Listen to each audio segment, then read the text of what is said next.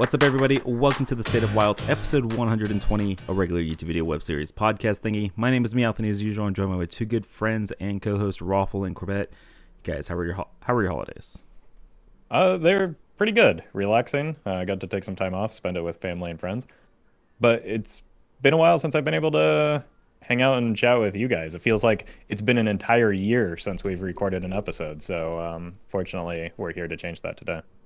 Wow, first dad joke of 2023, Roffle. Got it in there quick. Yeah, someone had to.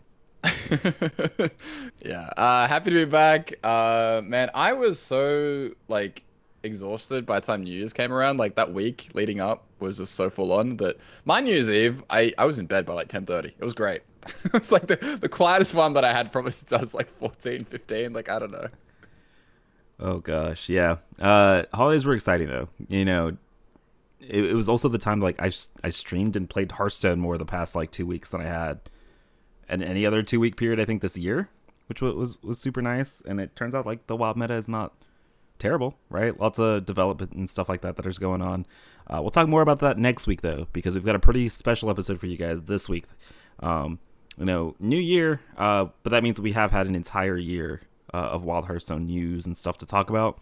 And so what we're going to be doing this week it's kind of a look back, a 2022 recap of the Wild Hearthstone year. And so let's just go ahead and start it out. We started off in Fractured and Alterac Valley. So this was the Alterac Valley mini set back last February, 10 months ago. It's kind of scary to think that this was only 10 months ago that we got cards like Raid Boss and Ixia. And then we had Rotation, where we had 1 million cards get buffed. You probably don't know any of them, except for Kael'thas, because as we head into Sunken City, the big thing with the first expansion of the year was we had Kael'thas Druid again, because for some reason they reverted it back to original Kael'thas. And then the release of Switcheroo and Boar Priest, I guess, is what you would combo with the Darkness. And then the rest of the Sunken City meta was pretty simple, right? Pirates and mechs. And the mini set came out with Neptulon. And then we had some big Shaman and big Priest shenanigans. And then everybody's favorite, card Neptulon, Crushed Beneath the Endless Tides. So yeah, just guys, original thoughts in the beginning of this year, right? That mini set plus Sunken City. Fond memories or not so fond memories? Rough start to the year. I think that a lot of us were very surprised that for Kael'thas would get reverted. And yeah, it was released alongside a Miracle Growth, which gave the deck some redundancy. And then the meta was just bordering on unplayable because it was just Kael'thas Druid and Switcheroo Priest. So games were ending on turn 4 with damage from hand, and it was not really anything that resembled Hearthstone as we've seen it before. So it was a really odd decision. I don't think we got a good sense of how good either of those decks were, just because they were so common and so frequently matched up against one another that it was just those two decks kind of battling it out. If I had to guess, I would say that Kael'thas Druid was probably better, just as a deck and beating other decks. But either way, the play patterns for both of them were disgusting and got old very fast. Yeah, I was going back and reading my old thoughts, just very old posts, because how strong these decks were and things like that. Both were fine. It seemed like not too powerful, but like Ruffle was saying, the play pattern was just filthy. There was even a Kael'thas Druid that wasn't as all in on the combo and ran Kazaka-san. You guys remember that old card? That was probably even better because you had enough armor gain to win the mirror, and then you had this really nice sort of late game package as well. But yeah, it was a really rough start because we just come off the Anixia's raid, the mini set thing. And the meta was pretty good, I think. The end of Alterac Valley felt very diverse, and it was very different than what we'd seen for a long time in Wild, especially coming off the whole Ignite Mage and Odd Hunter and that whole hellhole that we went through. And then yeah, we got a good shock to the system, where they came in and they made the most confusing revert that we've ever seen. And probably the only revert that's been a clear mistake, I think. I think in the past they were, if anything, maybe a little bit too reluctant to change powerful cards just for fear of the Kael'thas thing. And I think maybe another potential casualty of the Kael'thas change is that maybe they'll be even more reluctant to in the future. And so, like, I think the damage is more than just like we had to deal with Kael'thas for like a week or two. It's like, well, now are they going to be maybe a little bit reluctant to revert a powerful card that wouldn't be a Kael'thas? Like, I think Kael'thas is a unique case where everybody who's played the format before, played it when he was initially released, knew what was going to come out of it. Yeah. All right, but after they did that, we turned into mechs and pirates, right? A story as old as time. And then the mini set came out, and we got Neptulon, and boy, has Neptulon changed the format as well. I know.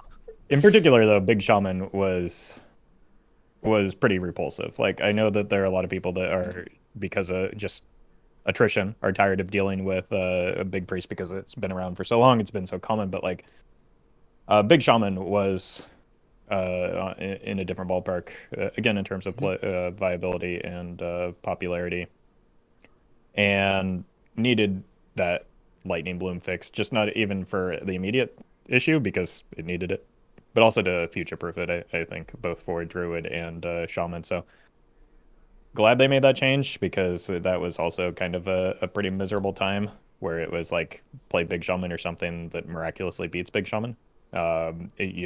Which is foreshadowing for a future metagame that we do have coming up as well. Yeah, overall, I really didn't like Voyage in Wild. I think it's probably one of my least favorite metas ever. Like, I didn't love the early part. Well, let's break it down. Did I love Kael'thas Switcheroo Stone? No, I did not. Did I like pirates and mechs, like very tribal aggro decks? Didn't love that either. Did I like it when it was summoning Neptulons and Yashaj on turn 1? No, didn't like that either. And then by the end, though, we got a little hint of what's to come. We got the Prince Renathal like early release, and I think the meta got a little bit more diverse and a little bit more interesting compared to what we'd seen previously. So that was kind of like a little bit of a light at the end of the tunnel. What for me was one of my least favorite expansions ever in Wild. Yeah, I feel because I'm glad you said that, because I hear a lot of people talk fondly about the Voyage in the Sunken City like as a set, and I'm always just left wondering, like, but why though? Like, I don't know. Maybe I think the Colossals are cool, but it's very tribal. Like, right, and so I think that's where even like thematically it landed or it missed a lot more than the other two expansions for me personally of this year. So like, I don't know. Like, I understand that it's all subjective, but it's at the same time it's like, but really? Yeah, I will say it's a shame that the meta ended up being so kind of bleh, because I think there were a lot of like cool, interesting cards that came out of it. Because like, I think Colossal Minions were sweet until they printed Neptulon, and then I was like, yeah, I don't know about that anymore. But like, I thought they printed a lot of sweet stuff. It's just the decks that they enabled with them were not so great. Okay, you mentioned it. We got Prince Renathal as our free legendary for the Castle Nathria set. And we all knew that it would only see play in Warlock, right? If that. Like, it was never going to see play in any decks. Yeah, after extensive testing, the card was not going to be very good, right? That was the consensus. 40 cards is just like not, it's a too big of a downside for the 40 health. The 40 health barely matters. Everyone knows that. Yeah. AKA, we were all wrong. Renathal was meta changing, meta defining. The card was good, all right? And not only that, it was fun. People enjoyed putting 40 cards, having 40 health. It drastically did open up the meta, right? After we had a week or two of Big Rogue, because I think what happened was Big Rogue was kind of always in the shadow. It was a Dane special after like Big Shaman and Big Priest. And then we got a card in this set called Masked Reveler that kind of, when comboed with Cobalt Illusionist, allowed you to cheat out Neptulon, the big bad. No. Did they eventually take out Neptulon? That. Yeah, Did they cut that? Okay. It was the Stoneborn Generals. You get infinite 8/8 with Rush, basically. Sometimes the long Neptulon, sometimes not. But it was like the big bad, and they got nerfed very, very quickly. It was kind of like that, the same situation with Big Shaman, where you were cheating out big minions on turn 2. or turn 3 and kind of just doing that, and it was very meta warping, meta defining. It needed to be nerfed. It got nerfed, and then after that, I did just want to make a point about Big Rogue. Roffle, you go first. I think that the difference between Big Rogue and Big Shaman is actually still there. They're getting online as quickly, but like the relentless layers of threats that Big Rogue had made it so that it almost had no counter, because like the counter to Big Shaman was Florgal Talk. So it was like you played Shaman into Shaman and Shaman the Shaman, and you know, like it at least had an answer. You also had like Gigafin in off of a Stinger that could potentially beat a Shaman. So there were answers to Big Shaman because it had limited threats. Big Rogue, essentially, the problem and why Stoneborn in general is so much better than an Epsilon, for instance, is you could not clear their boards because they just kept coming back and back and back. That's what the Reveler did. That's what or the Kobold did, and all three of those cards work together, especially with Snowfall Graveyard, to just create endless resources, like without having to pay cards like you do with Big Priest. Yeah, and the thing I want to say about Big Rogue, the nerf, is that it's one of the more interesting nerfs that we've had for Wild. Obviously, we don't get like a ton of direct Wild changes, but this is probably like the most confusing one for a lot of the players. Like, I obviously think that it was deserved. We all know that it was very deserved, but it was only because it wasn't a deck that popped off in the first few days of the expansion, so it took a little bit of time. It wasn't like the hottest new thing, and it was a deck that was trickling down in just a matter of days. Like 5 days, it went from like high legend, trickle down, was very popular, very oppressive. And they nerfed it so fast, like they just like snuck it in a balance patch. We didn't really know if they were going to get there. And so for a lot of players, they're, you know, like you still hear Roffle talk about people coming into his chat and still being confused about why this even got changed in the first place. And we've never really seen a change like that. Such a sort of an under the radar change for a lot of players, because, you know, it wasn't Dark Lair, it wasn't Stealer, it wasn't Disco Warlock. It was something that a lot of players were even still confused about to this day. Yeah, and I think even right. It deserved absolutely. And I think even like Meowth's confusion is with the Nepsilon, like whether or not that was cut. Like I think that a lot of people were playing early iterations of it if it did trickle down to their level that weren't as well refined as some of the lists that were getting like single digit legend like within a few days of one another. It was just like all of the lists published by Neon on Twitter were just Big Rogue lists of like, you know, it's plus minus one card that never was an Epsilon, because like the relentless layering of threats was just more reliable with the Death Rattle package entirely. Yeah. So after this whole scenario shenanigan with Big Rogue, okay, once it did get addressed, Renathal was the big thing, right?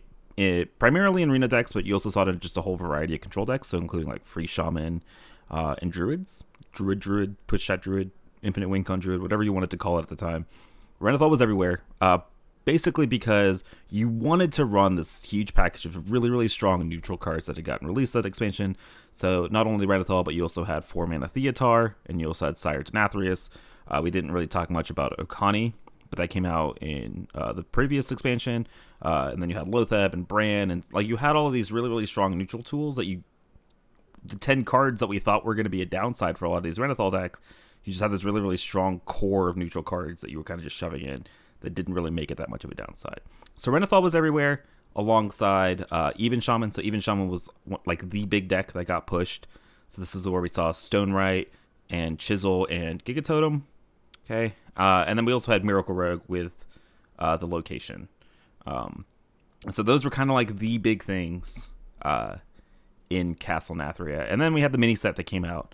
The mini set printed everybody's most hated archetype and gave it some support in Objection and Conjurer, the 0-mana 6/6 for Secret Mage. So we were kind of negative about the first set of the year. Castle Nathria, once we kind of ignore the big rogues, you know, shenanigans at the beginning of the expansion, was Nathria a step forward for you guys?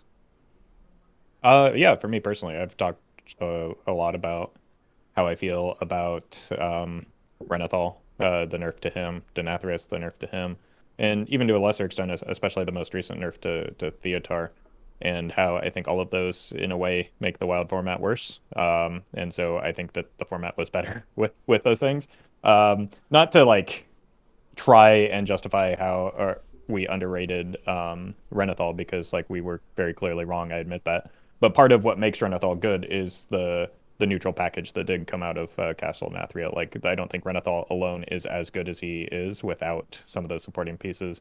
In particular, like a Denathrius that was, you know, very strong in nearly every single deck when he was first released. Also, I'm glad you brought back up Okani too, because another thing that like some of those neutral cards did is it gave a little bit of redundancy, in particular into Reno pile of card decks, where like in certain matchups, yeah, you need that Lotheb and you need them as close to on curve as possible or in a timely manner, and maybe the Okani can serve as like a stand-in for him in certain situations. So like offering redundancy as well as kind of its own internal clock, I think is what made Renathal pile of card decks good, with the clock being Denathrius. Yeah, that's something that we're kind of seeing again in standard. Like even the time at standard when Renathal was released, it was really only played in Big Beast Hunter. Like that was what was seen as optimal by Vicious Syndicate. Until that next expansion came around, and all of a sudden it was like, you know, like an additional 5-6 decks for you all using Renathal. So, yeah, that neutral package that came in, like Theater, the Nathrius, that was really huge. But yeah, overall, like I didn't like the start. I really hated the start of this expansion. Like I hated Big Rogue so much because, man, it just farmed aggro decks and the things that I liked playing so much. So that was always brutal. And then I was initially sort of very put off by Renathal, but I grew to love him, I think. Or I grew to appreciate what he offered to the format. And I think that middle part of the expansion is something that I really, really enjoyed. Like, I did not like Voyage. I really liked this middle section. You know, we were seeing things like Beast Hunter, Arena Priest, Miracle Rogue, even Shaman. Like, I don't know, it just felt a lot more satisfying to me than the mech decks. And I had a lot of fun with it. And then by the end of the expansion, Top Legend kind of became very centered all in on Miracle Rogue, and I didn't like that nearly as much. But the bulk of it, like 70% of the expansion, I'd say is... I think the language that I used is, I thought it was like an A, like a grade A for the meta for Wild, and then by the time the mini set came out, it might have been like a B minus, or like by the end of the expansion, it was like a B minus or something. Like the middle part was great. Yeah. My most important takeaway here is to everybody clip the fact that he said he loved Renathal. Yeah, and this is also the expansion where y'all's least favorite card, Snowfall Guardian, got nerfed as well. So I'm sure that contributed a little bit to y'all's enjoyment at some point, right? Oh yeah, that was huge. Agreed. All right, and then we get around to kind of our third expansion of the year that came out about a month ago, which is March of the Lich King. And so obviously big change. We got a new class that I still haven't seen in Wild. I mess, but even Death Knight actually a legit deck. But we'll talk about that next week. So we had a new class. We also had a bunch of new cards. Basically, a lot of the big support here was the Spell Demon Hunter package that got released, some Aggro Paladin support, and then the fabled the Discard Warlock deck that you know, what is it, 4th ban now in Wild. After a couple weeks, Tome Tampering got nuked alongside Renathal and everything else. And so we had the couple of weeks of Discard Warlock, and now we're here where I feel like we're back in Nathria all over again. Except now we don't have the Renathal Arena decks. We just have everything else. We're kind of in a mashup of hybrid.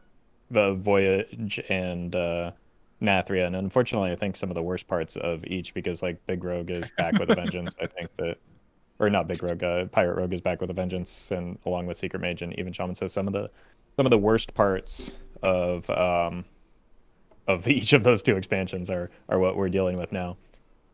And yeah, it's kind of unfortunate, but it's I'm going to be honest with you, it's still so much better than just the Disco Lock mirrors or Disco Lock game after game. A lot of people were asking me why last month there was so many legends in Wild, because I like to scrape the bottom of the legend ranks when I'm playing, and I think that like honestly just like Disco Lock is a big reason for that. Like that deck just won. Yeah, I think another reason that isn't just Disco, maybe there's like a lot of Chinese players still coming over. Like I know that's something that I still see a lot. I do wonder how much that isn't just a top legend. Like maybe it's a lot of people in general. So that could be another thing. But Hope yeah, so. like you said, we are in like a weird mishmash. It's a weird hybrid, and um, this is it, guys. This is where we pull one out for Renathal. Like I think, we're all really feeling the effects of what that nerf has kind of done to the format. Um, and it's not as fun. Like as someone that was initially sort of a bit of a hater on Renathal, I am very much appreciative of sort of the diversity that he kind of opened up to the format at this point. And so yeah, it is a weird like flashback where we are seeing things like Pirate Rogue, but then the mech decks have largely been replaced by things like even Shaman and Secret Mage. That said, I don't think the format's quite as solved as people think. Mouth hinted at even Death Knight. I think there's kind of some hidden layers that can curb some of the aggro decks, and hopefully maybe open up the format to being a little bit more diverse again. Yeah, I know when we talked about this original patch, we were like, "Oh God, it's just going to be all aggro now that Renathal's nerfed," and it kind of was for like the first week and a half, 2 weeks. And now I think people are like actually back to experimenting with things. We'll talk a lot about this next week. We're hinting a lot about these decks. So we just don't have time to cover them today, but there are a lot of things out there that we thought weren't going to be good or might have been dead, that actually just kind of aren't. And so I think the meta actually will be shaken up a little bit, and it'll be interesting. I just think like at this time it hasn't caught on, and so we're kind of just it's all Pirate Rogue, it's all even Shaman, it's all Secret Mage. Unfortunately, I've seen Big Priest come back, for better or for worse, even in Legend, and I know everybody loves that. So yeah, that is where we're at today. And yeah, just kind of year in general was a lot. We also had some historic things that happened this year that I'm just going to touch on really, really quickly. So first thing, this was the first year that we had Wild Theory crafting streams for these new expansions, which was like super sweet to have Wild finally included on all this hype stuff that happened in Standard. So that was pretty sweet. Shout out to the community team for helping make that happen.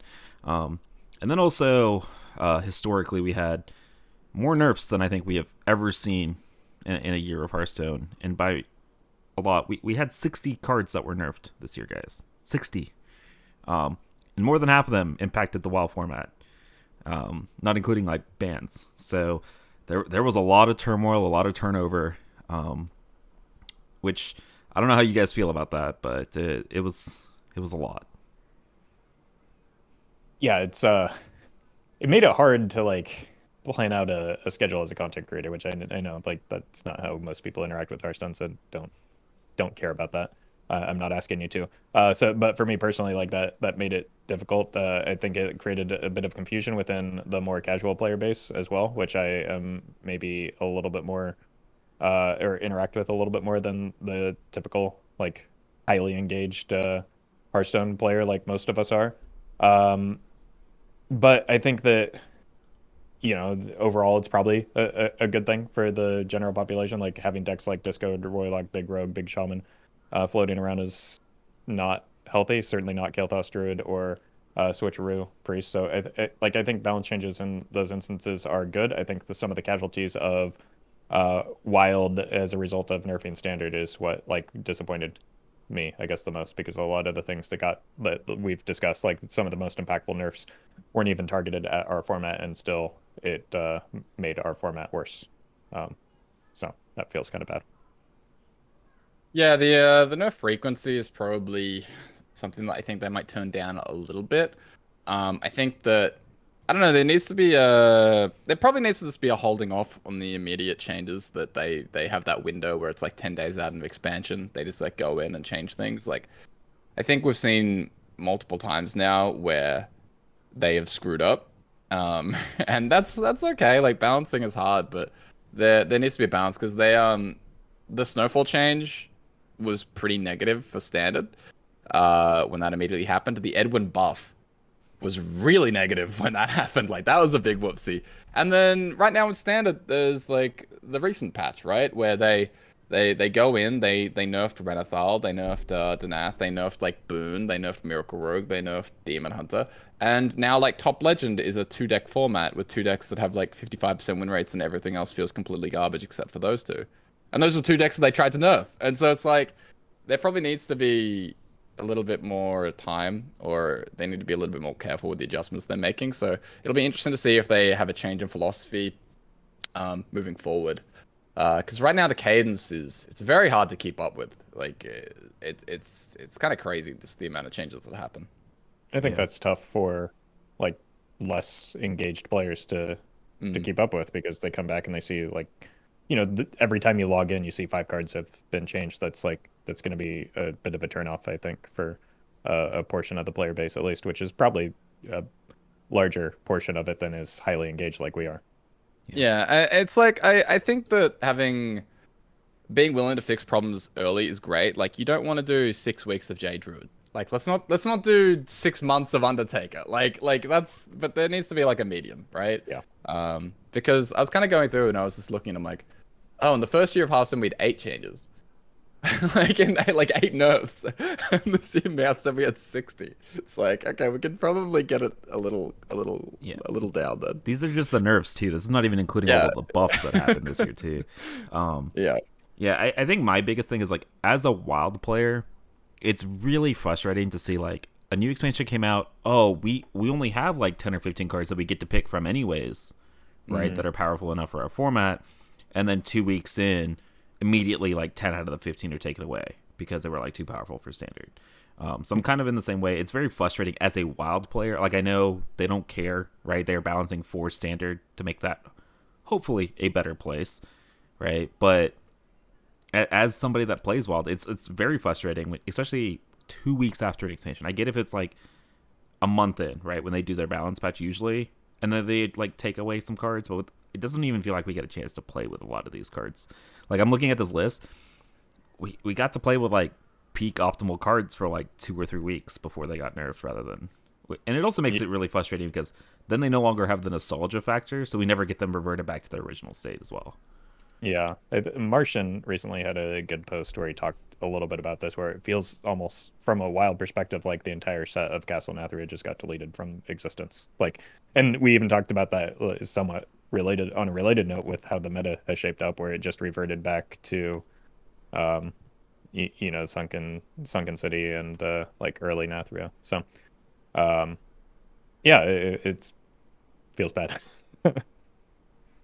Yeah, I mean, at the same time, I think I am like biased depending on what cards are changed. Like, am I that upset that like Spell Potion in a Fire Priest is gone? Am I that upset that Mind Rogue is hit? Like, no, not really. So, there's definitely a little bit of bias about like, oh, if it happens to accidentally kill off a deck I don't like, then that's fine. But at the same time, yeah, the frequency is probably a little high. So. I would say more often than not, it's killing off decks that I do like, though, because very frequently are they like hitting stuff that nerfs wild specific combo decks. So, yeah. But that does lead us into our very first award for 2022, and that is going to be the Warsong Commander Award. So basically, what this is the card that got nerfed the hardest for wild, whether it was intended for wild or not, right? Something that got changed this year. One of those 60 changes. Which one of them hit wild the hardest and effectively killed the card? It's no longer playable. And so Roffle and I have some agreement here, and that is Sork Apprentice getting nerfed from 2 minutes to 4, and thank God for that. Yeah, I mean they might as well have given this card your charge minions have +2 attack or whatever, because nobody's playing it. So I did it like the only time it's become relevant is I evolved into it recently, and that was kind of funny because then my spells were cheap. But yeah, this card was deleted from the game and then sort of reprinted. Yeah, it's great. Corb, are you feeling attacked yet? It's only 30 minutes in. I know. No, I also had it mentioned. I couldn't pick. There were like 4 that I thought were like, because like if they're all getting deleted, how do I differentiate like who is the quote unquote who like got most deleted the hardest? Yeah. Yeah, like the 4 that I came up with the Apprentice like you guys. Drekthar? Like Drekthar was defining, and now that card is completely unplayable. Like that card was pushing like 3 or 4 wild decks by itself, kind of thing. So dead. Kael'thas, dead. Like that was a delete. And then the other Kael'thas, dead. So those are the 4 that I thought were the most brutal. But Apprentice is a good shout, especially because it was a wild exclusive for so long. Yeah. I also had Renathal on my like maybe list just because it went from like so. I know, but it went from frequent to like it is actively terrible. You should not ever put Renathal on your deck now in 2023, right? But the thing is, decks will work with Renathal. Like, I don't like. I know. Like, oh no, I lost 2% win rate in my Reno. They killed Apprentice Meowth. Like, you can't play a single Apprentice. You deck. can't play the deck anymore. You can there are still queue layers up to Reno this. Priest. That's why I didn't put it. Okay, I'm just saying there was a part of me that wanted to because it went from good to like trash, not from good to unplayable. Okay, but yes, don't get, dude. When they nerfed Apprentice, I felt a little bad for you, but I was partying, dude. I was so excited, and I'm ready to do the same once they nerf Radiant Elemental to 4 as well. So can't wait. All right. First award down. Now we're going to move into, I think, the bulk of our awards and bulk of the episode. And so what we're going to be doing is we're going to go through each class, and we're going to look at the 3 expansions and mini sets that came out this year, and we're going to say, okay, what was the strongest card that came out for that class? And then also, what was our favorite card that came out for that class? So a couple things here. We're not going to include Demon or Death Knight because it just came out. It's not really fair, right? When we have to compare one card, and it's also not even very widely played. And then also, when it came to the strongest cards, we also allowed the community. You guys voted. We had about 400 votes that came in, which is actually a ton. So shout out to everybody that actually went through and completed that. And we're going to compare what you guys thought to our expert opinions, who were never wrong. You're giving me this look, guys. Like No. I was just wondering. In terms of criteria, did you guys ever weigh in like standard, or like were you just judging purely wild? Like, what was your thinking? Oh, I was just exclusively looking at the wild format and kind of its impact on the metagame at the time. So evaluating it, or trying to evaluate it in its own time with each card. Yeah, I also looked at specifically at the WoW format, which was easy because I never really played standard. But I also like looked at like if the card got buffed, right? Like it was released this year, but it got buffed and then got nerfed again. Like I was taking into account like the buffed version of the card, which will be very obvious in a couple classes. Yeah. The best iteration of the card, basically. Yeah, exactly. All right, so let's dive right on into it. Let's start with Demon Hunter. I think this debate was very clearly between 2 cards because there weren't very many good Demon Hunter cards that came out that were like good and wild. And so, I mean, we can start with the community sentiment here. The community sentiment, the debate was between Unleash Fel, the one that had Mana Thirst 4, and then 1 mana Multi-Strike. So Multi-Strike, the give plus to attack, you can attack twice.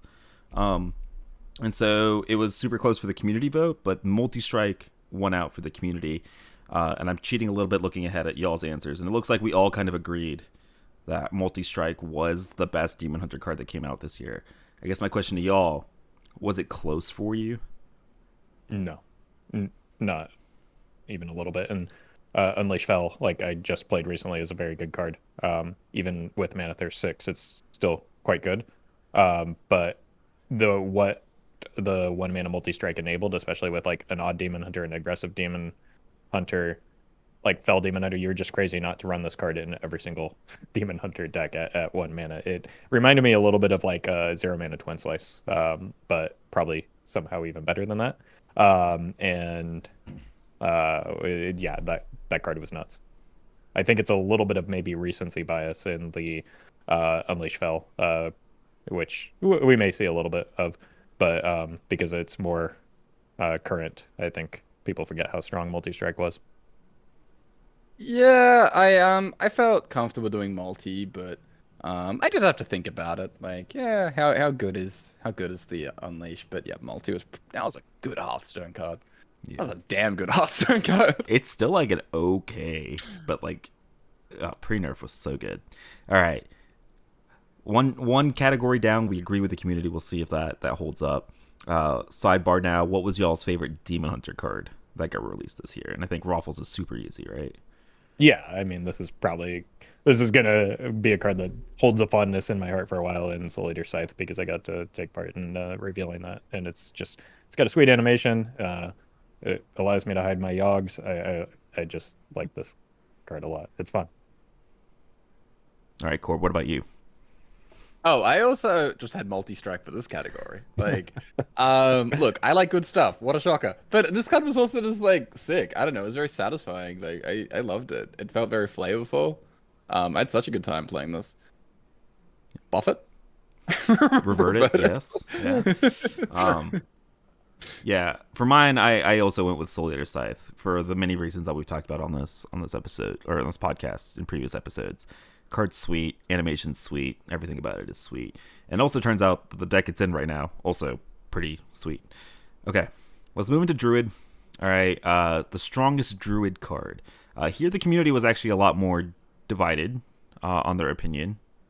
A lot of them also said Guff, and I don't think many of them realized that came out last year. So when I ignored those, the nominations were mainly between 3 cards, and that was Aquatic Form, Due Process, and Anubricon. It was pretty close, but the winner here was Aquatic Form. And it looks like the community, again, agrees with me and Roffle here. We both said Aquatic Form. So, Roffle, what was your reasoning? Just prevalence. Like, you don't build a deck that is Druid without Aquatic Form. It seems to be the reality, whether it's aggro, whether it's slow Druid. And then just, like, the stuff that Aquatic Form enables is pretty gross. It allows you to find the Twig or the Sphere or the Guff a little bit more reliably in a similar way to Moonlit Guidance, giving you redundancy between those two. And then also, like, I don't know, I think people dramatically overestimate how strong and how good Mildred is, and as a result of that Due Process. And then yeah, maybe a Nubricon, but we never really got to see just how much that card can do. But it does enable some pretty silly combos. So I considered the Nubricon briefly, but I just think like the prevalence of Aquatic Form just makes it a clear favorite for me. Yeah, I my reasoning was 28 card deck's good, and that's kind of what Aquatic Form does. All right, Corbat, you had a noob. Give us your defense. Why do you think a noob is the strongest? Oh, you know why we didn't get to see Nubricon for very long? Because it got nerfed in weeks. Like, that's why. Because it got immediately gutted. Because it was that powerful. No, I think, like, Aquatic Form is a very solid support piece, but it's never felt like a particular bounce outlier to me or anything like that. Like, I'm never going to be clamoring Blizzard, like, nerf Aquatic Form. It's just fine. I think it's solid. Whereas a Nubricon was probably best, second, third best card in, like, all Druid archetypes, like, I don't know, along with Guff and Astalor, which, you know, will come up later. But Anubricon was so powerful, and I know that it didn't quite get its time to shine because it got gutted when we were going through the whole Disco Warlock Stone. But I could see the card performance was absolutely broken. Like, it was one of the best cards in Druid. It would have enabled a whole lot, but it died because it was just too good, too fast. Yeah. For me, Aquatic Form is basically like a Kobold Librarian, but for Druid. So, but I think also Kobold Librarian is one of the strongest cards in the history of Hearthstone as well. So, I don't know. Like, it's basically like, what also sealed it for me is that, like, Druid already had many ways to close out the game. So a Nubricon was just kind of like icing on that. So, but I mean, I'm not here to disagree with you on a Nubricon. I will dispute the Due Process being in that conversation. Same. Oh yeah, get that out. That's completely out of control. I think people just don't like overdrawing or milling cards. Yeah. Or taking fatigue damage. I think one more shout that I'll give. I think Herald of Nature is like a bit of a sleeper. That card's busted. I know it doesn't remind people what that card does because I don't remember what that card does. It's the 3-mana 3/3. Give your minions like +1/+2 if you played a nature spell. Every time I've had that card played against me, I lose the game of Hearthstone. Like even in WoW, that card's nuts, and nobody plays it yet. Yeah. Spoiler alert for Cord's next deck. All right, favorite Druid card. This one was actually very hard for me because I didn't really particularly love playing any Druid cards. Like every time I guffed somebody into Twig Sphere, I was just like, this is gross. I mean, it's really cool, but it's gross. Like I didn't really love anything. But if I had to put my like finger on a card, it would probably be Topior, the 7-mana 5/5 dragon that made 3/3s every time you played a nature spell, just because dragon's cool. It allowed me to play Breath of Dreams in Druid, which I think is actually really cool. And it also did all the things that Druid wants to do with the gloop and the volcanic lumbers and everything like that. So if I had to pick one, and it was really hard for me to find something to put on this list, it would probably be Topior. For me, it was Widowbloom Seedsman, just because I was really getting tired of the Oaken summons into Vargoth, like, and having that just be like auto include for the foundation of any slow druid deck. So having a reason to move away from that and having a legitimately good reason with the Seedsman in conjunction with Renathal is why I put him. And also, like, it's just a high quality card. Like, it's another one of those like almost Kobold Librarian-esque cards where you just play it and you're happy. Yeah, I was also struggling like Meowth, where Topio was something I was thinking about, and then it came to me. Just the sound of sending 6 otters off to die and gain infinite mana. And how could you go past Flipper Friends? Is that otters with a capital or lowercase o? Oh, it's always capital when we're Okay. sending them off to die. Yeah, sounds good. I kind of tongue in cheek wanted to put like Renathal as like Druid card of the year, or like Denathrius as Druid card of the year, because that was very much like Druid identity for the majority of the year until they got nerfed. And yeah, but yeah, Druid, man, Druid got nerfed like what, 5 times this year. The Druid we see today is nothing like the Druid we saw earlier this year, and it's kind of sad because kind of like you want to buff alignment? You want to bring back alignment? no. I meant the Oh, no, Meowth, we can do it. We can if that's what you really All want. right. Then... Hunter. Who said anything about alignment? Dude, I forgot that card got nerfed this year too. Thank God. All right, Hunter card. This is, I think, the one time, this and Demon Hunter, the one time we're ever going to agree so easily with the community that Harpoon Gun was the strongest Hunter card revealed this year. And it looks like for Corb, it wasn't actually like that obvious. I was close. Yeah, Really? I had a few others that I thought were very good, but you guys can start. Yeah, for me, Wild Spirits was probably pretty close. We didn't have that last very long either. Especially with like the original weapon from the stag and the original stat line. Like that card was just disgusting. Either way, it's something in that Beast Hunter deck, which this one I'm proud of the State of the Wild community for. We've been talking a lot about how, underrepresented Beast Hunter is. And you came through in the voting. You listened very clearly. You're smarter than the average wild ladder player, and you knew that Beast Hunter was as strong as we've been saying it is for since Buzzard got buffed. So good on you. I take back everything I said about those of you that voted for due process for whatever reason. Just you wait. Just you wait for some of their other choices here. I will say, for me, it was like I was thinking about Wild Spirits and then Harpoon Gun, and then I remember that Harpoon Gun used to discount by 3, and then it was no longer close because that card was pretty gross. Yeah, there was like 4 cards actually that I was thinking about. So there was Wild Spirits, like you guys said. Hydrolodon is something that I had to have a big think about. Like I think Hydrolodon's so was good. Hydrolodon good enough though? Like, would you play in your deck without Harpoon Gun? Yeah, it's still really broken in things like Reno Hunter. Like the card just performs super well in general. It is sometimes hard to separate like the enabler from the payoff, but like I think Hydrolodon was so strong, like that was great. And also Shock Spitter. Like I know it's recent and it died, but like that card was crazy for a minute there. For 4 minutes there, for literally 4 days. Yeah, That's nuts. 3 days, 3 days we got. So those are the other 3 I thought about, but ultimately, like you guys, like the community, I also landed on a Harpoon Gun. Yeah.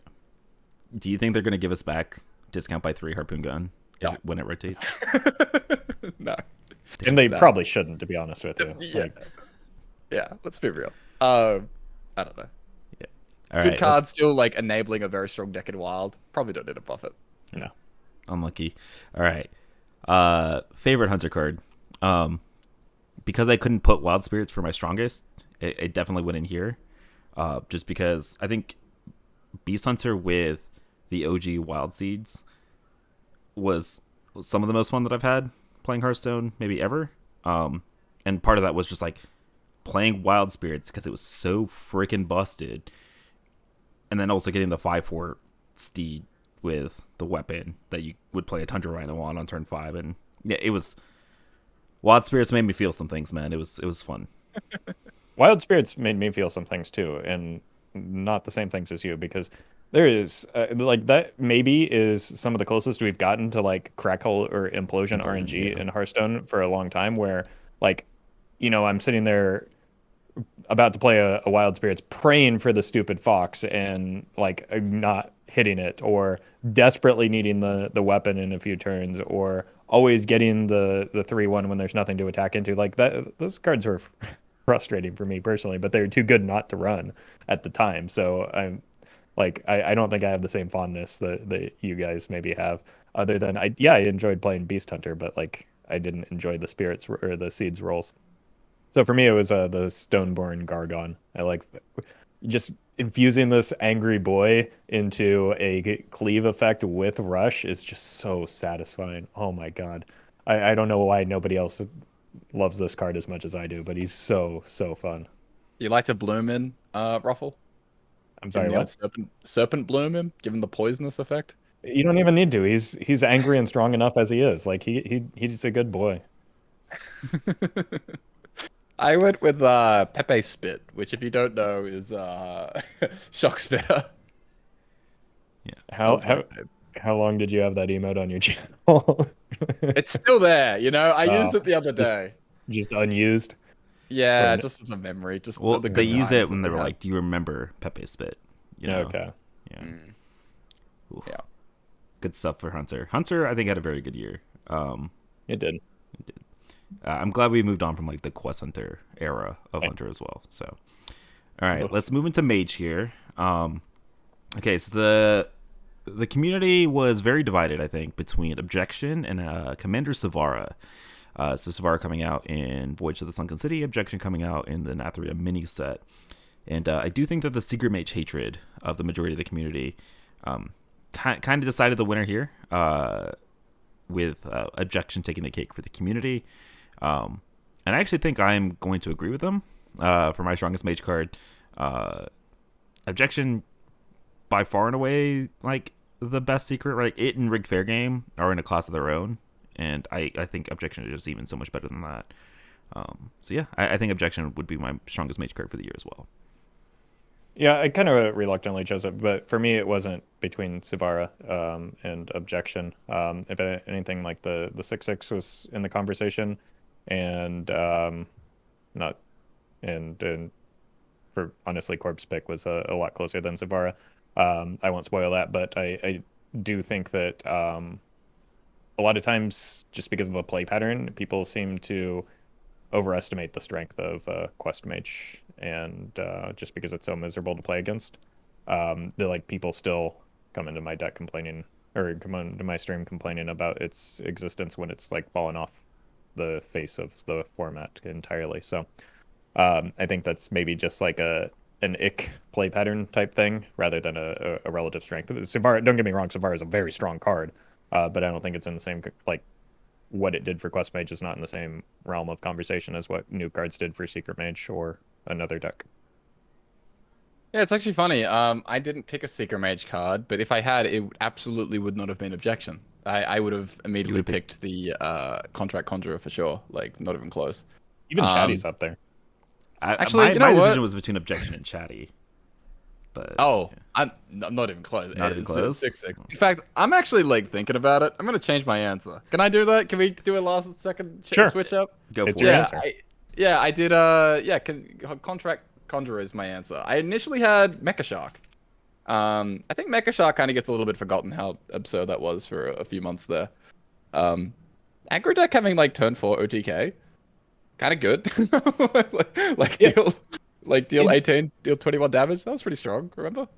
Yeah, it's like with the exception of even Shaman, any just like button pressing deck or like cohesive minion type deck. I guess Pirate Rogue falls into this as well. But like people just agree to stop playing certain decks after a while, like Mech Paladin, Mech Mage, even though they're still very strong. Everybody's just like, yeah, no, we're all done with this. Let's move on. And it's like, well, but the deck didn't get any worse. It's still good. Some of my fastest climbs to like Diamond 5 have been off the back of like 20-3 runs with Mech Mage. That deck was nuts. Yeah. That deck was crazy, and yeah, Mecha Shark was sort of like the straw, that made it stir. The card was crazy. It just like blew out so many different aggro decks. But ultimately, I do think the 6/6 zero mana 6/6s are almost as good as zero mana 8/8s, and we know how much those are played in Wild. Yeah, you don't have to run fireballs in Secret Mage anymore because you just hit them with a repeated fireball. It's so crazy to me. Sidebar, like we're not running fireballs. We're not running what's the card called?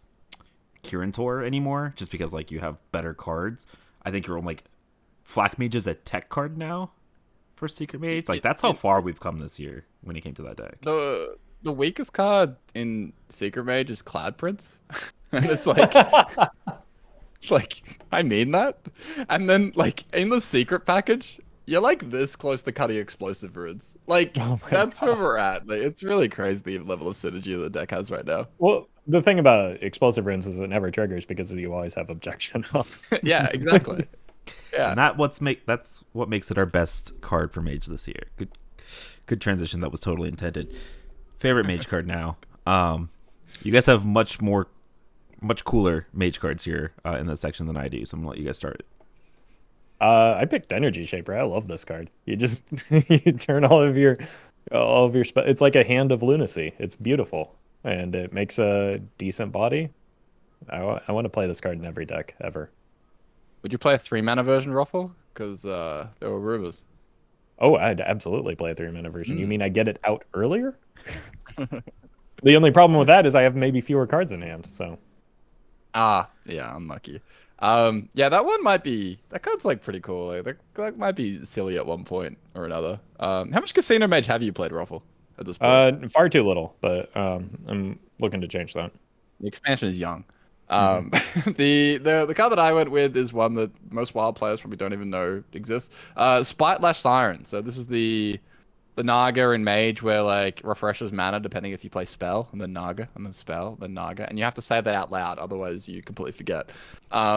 Yeah, this never made quite the impact in Wild that I would have liked to have seen. But then it got nerfed, and now it'll make no impact in Wild. But it's the type of card that I think I would have really liked if there was a deck someday to be built around this. All right, my answer is not very cool. I had like the Druid issue where like I didn't really love any of the cards that came out this year for Mage, and so I like what was outside of Secret Mage, which I wasn't gonna give the answer for both strongest and favorite. What was like the one deck for Mage that I actually like had fun playing, and as I know it's toxic, but I enjoyed playing Quest Mage. I know it's toxic. I know you guys can cancel me for it. All right, I know.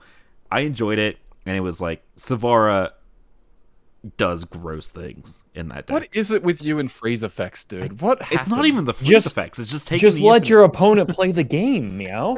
Come on. I know it's toxic. I knew freeze mage or free shaman was toxic too. I know. All right, I have a brand to consider here. But yeah, Savara. There's just something gross about like coin biscuit. Play the Savara, coin biscuit, complete quest, play quest on turn 5, win game on turn 6. Like it was. I get it. I know it's toxic. I had a lot of fun playing it. I still do have a lot of fun playing Quest Mage, and I know that. And before these guys yell at me and petition to kick me off the podcast, let's move on to Paladin here. Again, we agreed with the community. It wasn't even close. Radar Detector for the strongest Paladin card that came out this year. Yeah, I just want to point out before we move on from the Savara thing, I can see the subscribers on your channel dropping as you were going through that. I know that's not physically possible, but I did. I saw it. Anyway, yeah. I think pretty clear agreement here, right? Paladin got some good new cards, but none of them are anywhere remotely close to... like, they're not even on the same radar as this card. Oh boy. That joke number 2 of the year, baby. Let's go. I mean, that says it all. Like, do we need to go into this too much? I mean, there was a great thread from Memnarch, if anyone wants to go read about Radar Detector recently and how it is the most poorly designed card of all time. I'll drop the link in the comments so everybody can read it to themselves, because I'm not gonna subject them to that without them, volunteering for that. I did for like half a second think about Seal and Blood, which was the 3-mana Blessing of Kings, but then I was like, how does that compare to 2-mana Draw 5? It doesn't. Well, 3.5. 3.5. Yeah. Oh, that changed over time as the builds got better. I'll admit that I was wrong. It's probably closer to like. It's a fun callback. I know. It's I know. It's a good callback. It's probably close to 4.75 at this point. I had so much fun when Voyage came out. Every time I played a Radar Detector, 3.5 by the way, and it was fun. Yeah. I really tried to find a card that wasn't radar detector. Like I went looking and I was like, nah, like, but I'm glad the mech decks are getting some love here and they're not completely forgotten, you know, like, because no one mentioned Mecha Shark. I'm glad radar detector. People remember how stupid that card was. Yeah, you bailed on your Mecha Shark pick, so I did. No, Yeah, you're part of the problem. I am. Yeah, I just stopped playing it. I just stopped talking about it for no reason, Roffle. That's Yeah. All right, let's move into our favorite Paladin cards here then. Roffle, what's your take for favorite Paladin card this year? Oh man, Countess for sure. I got a Shudderwalk off of this card one time, and it just made my entire stream. Like it was, like there's no topping that. There's also like a cute thing you can do with Prismatic Lens to get a one Countess and just go all in on it. Fantastic. I love this card. I just played it recently, so maybe that's shaping it a little bit, but it's just like it's the perfect card for me. Yeah, very very Roffle-esque card. Like this is the epitome of Roffle, so it makes complete and total sense. Corb, what's your favorite Paladin card of the year? I went through a bit of an issue. I druid and maged like you did. I couldn't find paladin stuff, but I went with Katore Lightblade. The guy where if you play holy spells on him, he plays it on someone else as well. I don't know, just like pretty satisfying aggro pally card. Like I kind of like it. I like what it can do in Librams when I've tried Librams every now and again. I don't know, just add some spice to a deck that is otherwise pretty like pretty vanilla and stuff. Yeah. My favorite was Leviathan, and I don't think I would have picked the Leviathan, which is the mech colossal minion, for Paladin, until I don't know if it was you or it was somebody on HS Replay that you net decked, but the Leviathan plus Kangor's synergy, dude, that is so much fun. I played a bunch of it in 40 card tax Paladin before Renathal got nerfed, and also in like Reno Paladin. Like a Ziliax Leviathan Kangor's. Oh, it's so satisfying. And I don't know, dude, Leviathan also draws you cards, and like what's not to love? I know it's not like super strong, but that is probably like the most satisfying Paladin thing I've done outside of smacking people with a Crab Rider. And I couldn't put Crab Rider for Paladin cards, so put the Leviathan down. One of the better colossal minions for sure. Very much enjoyed it. All right, let's move into Priest here.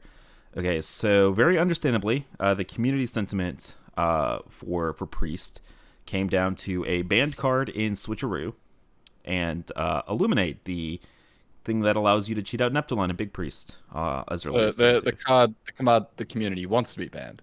Yeah, exactly. And so Roffle and I both had Switcheroo. I guess my reasoning was not only was it banned, right? This was just kind of your argument for why you picked a Nuber Khan, right, for Druid. Card got nerfed. This card got banned. But also, like, even at its base, it's still a 3-mana tutorable draw 2, which is busted. Yeah, I think that's kind of my reasoning for Switcheroo being the strongest Priest card of the year. Yeah, I think Illuminate is a reasonable like follow-up. I think some of that is maybe just again recency, like people maybe forgot or maybe weren't even playing at the time where Switcheroo was happening, because it was a relatively short period of time. I know it felt like an eternity, but it wasn't that long. And so yeah, just the oppressive nature of the card, I think it was like, I mean, it's fairly unique and rare that we get a card banned, and I think like the fact that Switcheroo was banned is kind of indicative of it being one of the strongest cards Priest has ever gotten. Yeah, my a little bit of hesitation on Switcheroo was that while it did get banned, it wasn't really banned because like that deck was too powerful. It's just the play pattern was awful, and so I don't know. It's kind of like hard to figure out, like, because it was like a single card enabling everything, but that's ultimately why I wasn't feeling like I had to auto pick it or anything. And I ended up going with Blackwater Behemoth, which might have gotten like one vote from the community or something. Maybe that's a bit optimistic. So yeah, Blackwater Behemoth, the Colossal, was my strongest Priest card of the year. That's really interesting. I feel like if they banned something like Stone Tusk Boar or the Darkness instead of Switcheroo, I think you'd still be playing Switcheroo in like every Priest deck that's not Big Priest, right? Yeah. So it's like Blackwater colors in I don't know, in Reno Priest. What other big priests are there? What other priests? Would I play like Switcheroo in like NFI? Would I play it in Shadow? Like, no, I don't think so. But it definitely might enable a couple other archetypes, but we don't really have to think about that because the card's banned. So I don't know, like Blackwater's so strong to me. Like that card's basically a Highlander card level power. Like I've always just been. It was crazy to me when Rena Priest first was becoming a thing, and this wasn't like an auto include card. Like this card performs so well. It feels like it always just heals for 16. Like it's just a Reno effect stabilizer. Like I don't know, super busted. I think so. I mean, I understand the argument. It's just, it wasn't even on my radar for strongest card of the year. So, yeah. All right. Favorite priest card though, and Roffle, you want to kick it off with yours? Yeah, I went with the Harvester of Envy because I'm an evil person and I like permanently stealing stuff from my opponents. So, as well as playing thief effects. The original version Roffle, right, where you could steal the opponent's harvester. Yeah. Yeah. Because wasn't there like a bug? I'm not remembering that wrong, right? There was like a bug where you could like steal it or something. I haven't had many pop-offs with him personally, so I don't like. I can't say for sure, but all I know is that like I love the idea of this card. It's it's more the implication of this card. All right, Corp, what's yours?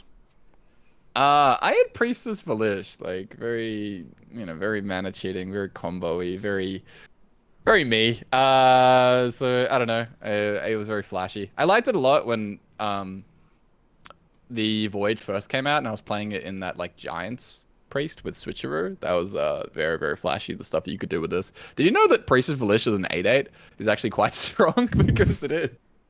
Whoa, Zero Man 8/8 strong in our WoW format? No shot. All right, everybody take a shot. All the listeners at home. That's the line. Yeah. So we got like the stereotypical Roffle card that he picked for Priest. We got the stereotypical Cord Priest that he picked. Identity Theft was mine. Value, 2 for 1, but you get 2 insane cards. I'm not gonna lie to you. I absolutely despised Reno Priest. Like I just the way that it won games, like the original versions of Reno Priest, where it played like 6 or 7 thief cards or like thought steal style effects. Really despise that, but Identity Theft is like the one card that's kind of still remained in Reno Priest list as they've gotten like good. And it just, there's something satisfying about the value, like Shadow Visions into an identity theft, stealing the opponent's identity theft with identity theft, and keep going. Again, it creates a whole bunch of like very cool, unique moments. It can also offer like outs that otherwise just don't exist. So like it's definitely fun to play, I think. Yeah, and the hand information is also like a small upside. That's kind of cool. This is my stretch though. This is the one that I was like, I think identity theft. I did not play very much Priest this year, like at all. And I was like, okay, I played a little bit of Reno Priest during the Brawliseum. What is the card that I like remember liking the most? And it was identity theft. So yeah, it's a stretch. Okay, let's go to a class that all of us have played a lot this year, and that is Rogue. Rogue got a hell of a year. There was a lot of busted Rogue cards. There were a lot. The community sentiment would not have shown that, though, because all of the answers were one of 2 cards. It was Swordfish and Sinstone Graveyard. And then I think a little bit of recency bias. You know, people saw this card get nerfed, and they did not see Swordfish get nerfed. That must mean Sinstone Graveyard is better, because that is what went out in the community poll. My question to y'all, do you guys agree? Community is very smart, I think. I think it's not recency bias at all, and they absolutely nailed it. Because Sinstone Graveyard is the strongest rogue card of the year, I would say. Yeah. I went the opposite direction. I went Swordfish, an actual enabler for an entire archetype that has been dominant the entire year. And that might just be because it released earlier than Sinstone Graveyard, and that's why. But yeah, Swordfish is like the reason that Pirate Rogue is what it is. So yeah, I don't know. I don't feel that strong. I think it'd be either of those two, and yeah. I guess that means I get to be the tiebreaker then, which is unfortunate because I chose the new Edwin portrait as the strongest rogue card of the year because that has done irreparable damage to my ears, and also like you can feel it resonating in your brain. in a way that is incredibly uncomfortable. And so like it's not even remotely a contest for me that that's the strongest thing that Rogue got this year. If I had to choose between Swordfish and Sunstone Graveyard, my initial inclination was with Meowth, and that like the longevity of Swordfish and the fact that it popped back up recently, as well as like started off so strong, gave it an edge. But then I thought, well, we had the cards in the metagame at the same time, and like Miracle Rogue was the better deck. So that would probably make me lean back towards Sunstone Graveyard as the better of the two. But I'm not confident in that. Like it was marginally better, you know, and like we didn't have as long with Miracle Rogue as we do with Pirate Rogue, so it's very close. I could see why like Graveyard barely won out, and especially barely won out. Let's circle back to this portrait thing, because I think there was like, what was the comment in Corb's chat the other day where it's like, Blizzard can't even balance Hearthstone portrait sounds either, right? It was, they said it a lot sweeter than that. I ruined the punchline. Blizzard is so bad at balancing, they can't even balance the sound of new portraits. Yeah, there you go. Yeah, it's not the only broken thing that Hearthstone has given to Rogue this year. Like for me personally, like it really hits me hard because I have issues with misophonia where like sounds affect me physically. Like so it actually causes me a little bit of pain. Come on, Hearthstone, fix it for the biggest wild streamer. Come on, now you have to. Yeah, Rogue is Rogue. I also had a lot of fun playing Rogue, though. I don't know about you guys. What was your favorite Rogue card to play this year? If I'm being honest, like it's not the card that I picked, but Miracle Rogue was one of the most fun meta decks that I've ever played. it felt very active, just like you're doing strong things. You don't really care about what the opponent is doing. But like the only correct answer to this is yep, Cox, because like Putricide and the whole concoction package is just quite the package. I love me some Cox. I'm not going to go as far as Roffle with how he described his love for Cox, but I did enjoy like I really wish that it was the best way to play Miracle Rogue, because God, Putricide itself is busted in half. I'm very surprised that they haven't touched this card when they did like their 12 changes that they made to standard. But this card's sweet. Playing with all the different concoctions and everything like that, super sweet. I am with Roffle. Yep, Cox. Apparently I'm on Nopcox, because I went with a different one. I went with the Shadow of Demise, where I don't know, like there's something about that card. It's so basic and but just so satisfying. Like it just offers a whole bunch of like creative options when you're playing it. You have to think about order of cards. It's kind of broken with Secret Passage, where it just sticks in your hand for some reason if you transform it. But hey, that's just another upside. So love that. I don't know. I really like this card. It's like something you see on custom HS. And it's like, oh, that's awesome. God, I hope they put that in the game one day. And then there it is. It's in the game. So, Shadow Demise could be anything. Yeah, Shadow Demise could be anything, including a cock. That's what I was gonna say. Or a potion bell. Like, more cocks. Yeah, dude, it was so hard though. Like, I was looking through the Rogue cards that they got this year. Just like, I knew what my strongest pick was gonna be. But they got like 13 really good cards or something like that this year. Like wild to play. It's insane the sets that Rogue got. Just as they should. Even just look at like the 1 mana like cantrip effects, right? Like they got like 3-4 different versions of that. Like what? You don't need that much. As a result, we've also had I think 3 or 4 Rogue decks that have been present in the meta the entire year, right? Pirates, Miracle, and then to a lesser extent Pillager and Mine, right? Like we've had 4 good Rogue decks the entire year, which, man, most classes are lucky to have 1. So, man, very good year if you're a Rogue fan.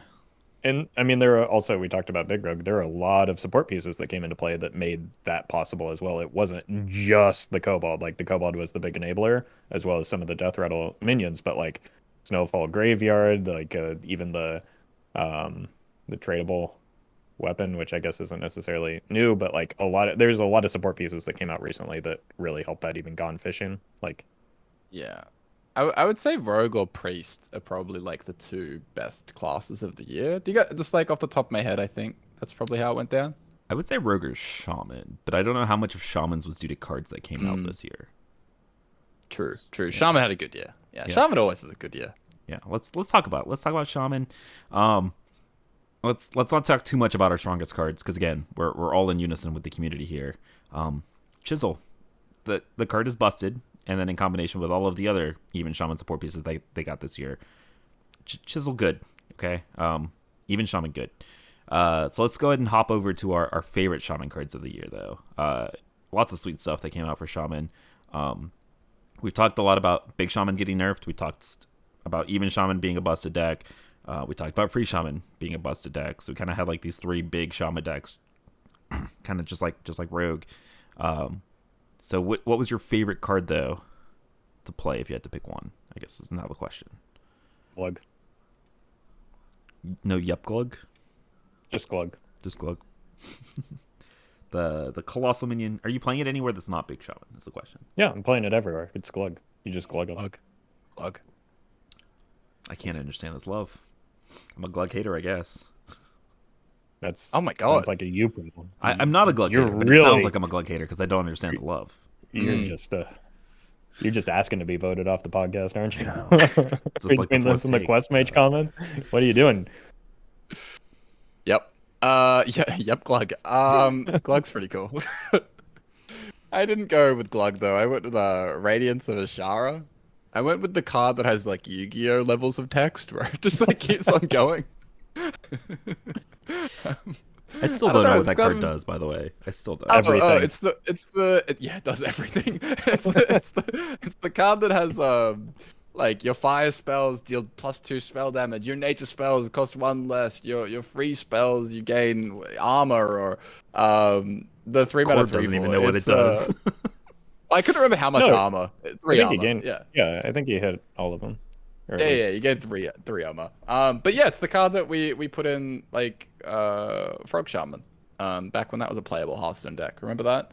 Oh, when Drekthar existed. Yeah, oh god, Drekthar. Yeah, back to the what did we call the category? Warsogged. Yeah. But yeah, this card was just like, I don't know, it's pretty fancy. Like, I know it didn't really get to stick out too much this year apart from that, but I have long-term hope for this. Like, cards with that much text, that much mana discounting, that much damage potential. Like, I'm very excited for what this can potentially do in the future. Soon TM. All right, my favorite Shaman card is kind of an innocuous support piece, like we've been talking about. Schooling is mine. Schooling is a good enough card that we like aren't running Primal Dungeoneers in Shaman, which is like, you say this at the beginning of the year and you're crazy.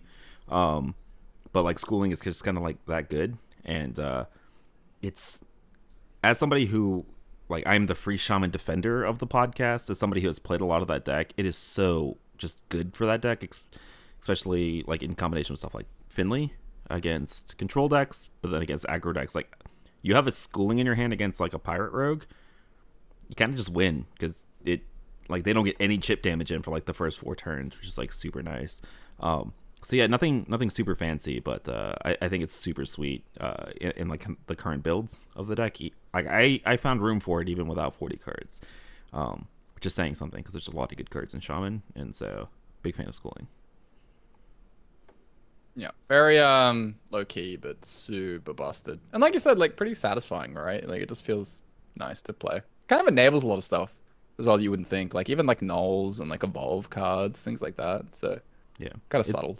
There was also like the super key thing back when like Theatar was like meta, where like the different colored fishes were technically different unique cards, and so you could help play around Theatar like that to protect your Shudderhawk, which is pretty sweet. All right, let's move into Warlock here. So the community nominees for the strongest Warlock card were pretty favorable for Tome Tampering, which makes sense because it was the card that got banned. And then some distance behind, competing with each other, were Soul Barrage and Gigafin. So looking at this, it looks like I'm the odd one out, so I'll let you guys go first with y'all's pick for the strongest card of the year. I mean, if I could pick Tome Tampering and Soul Barrage together, I would probably do that.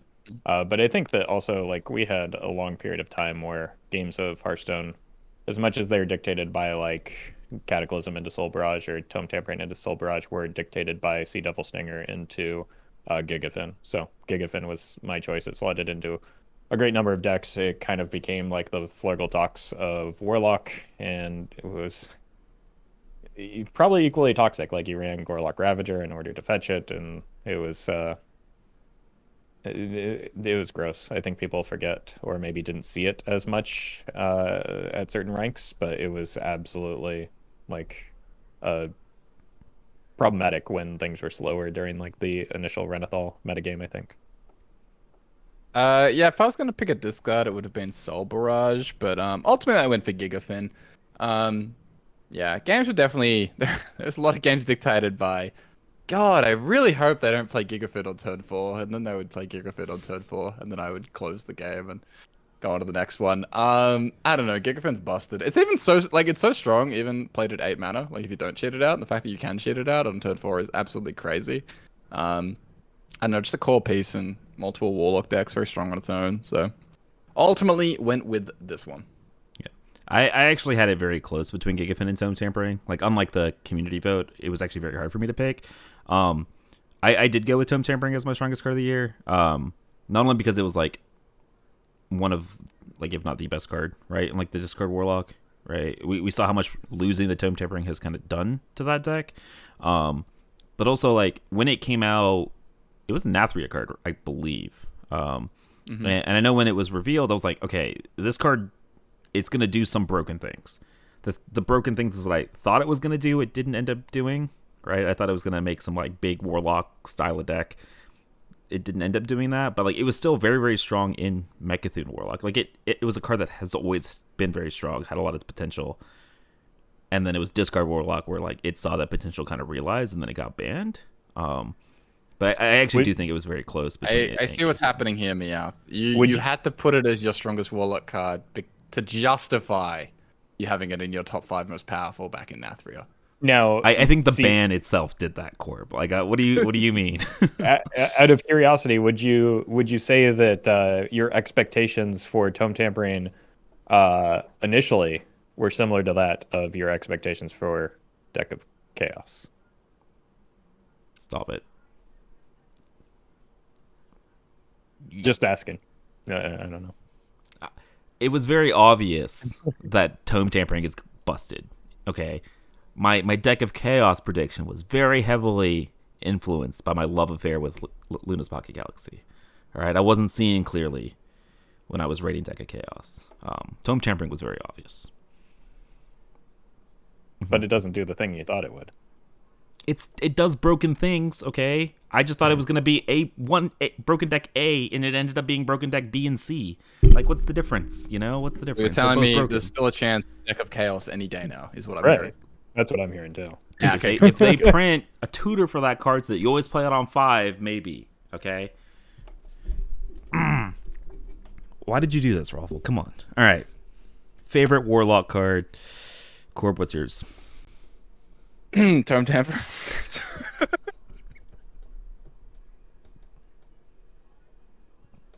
Now we have to kick Corb out of the podcast. I was going through the Warlock, and I almost had Ruffle's answer.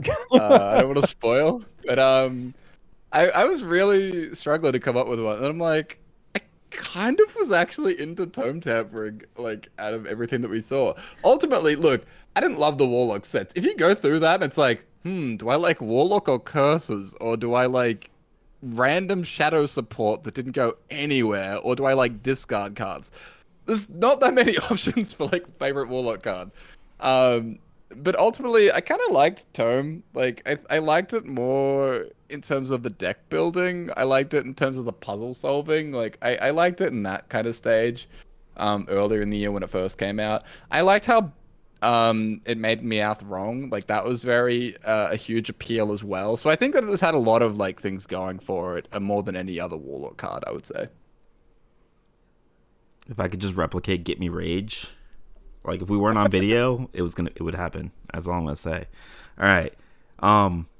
Since I see Ruffle's answer, I also found it very, very hard to pick something, right? Because it was Murlocs, it was Curses, it was Discard, and then it was Shadow and what Undead were like the 5 things. It got very parasitic sets this year. I got nothing but parasitic sets. Yeah, it seems like, which was like a part of me was just about to put Gigafin down as my favorite because I was like, it's the card that I have cast the most this year. It has carried me to many victories. It's going to be my favorite. I ended up going with Impending Catastrophe though, because 2 mana draw 1,000,000 is fun. Even if it's not very good, it's fun. And there was a hot minute where we were running like Wicked Whispers and Pending Catastrophe in like Rena Locks and Mechathin Warlocks just because the card draw engine was like super sweet. Again, I don't think this card is very good. Poor Imp Warlock got the standard treatment where it was like good for like a week and then it got nerfed. So didn't really ever get to play this in wild. But drawing cards is fun. All right, Roffle. Your very unique take here. Take pass. Good answer, honestly. Like really I did the same thing you guys did. I looked through and I'm just like, I don't like any of these. Like, I didn't like Murlocs. I feel like the way that it played with the dredging could have been interesting, but like the way it shaped out was not nearly as fun as I had hoped. Then I don't know, Curses got really old really quickly. Remained pretty old. Imps never really interested me at all. The closest would be Impending Catastrophe. I almost did the same thing where I almost just like, well, Gigafin was the card that I played the most. It must be that. But then I remembered like, no, I hate this card. And I hate what it did to the format for that period of time. So I can't pick that. So just Warlock. I like Warlock as a class. It kind of got the shaft this expansion. Like it got strong cards, and like that's not to say that it was like a complete miss for Warlock. It's just none of the stuff really interested me all that much. Yeah, Warlock had a bunch of strong decks throughout the entire year. It's just like they weren't primarily off of the back of new cards, right? Outside of Gigafin. And like, right.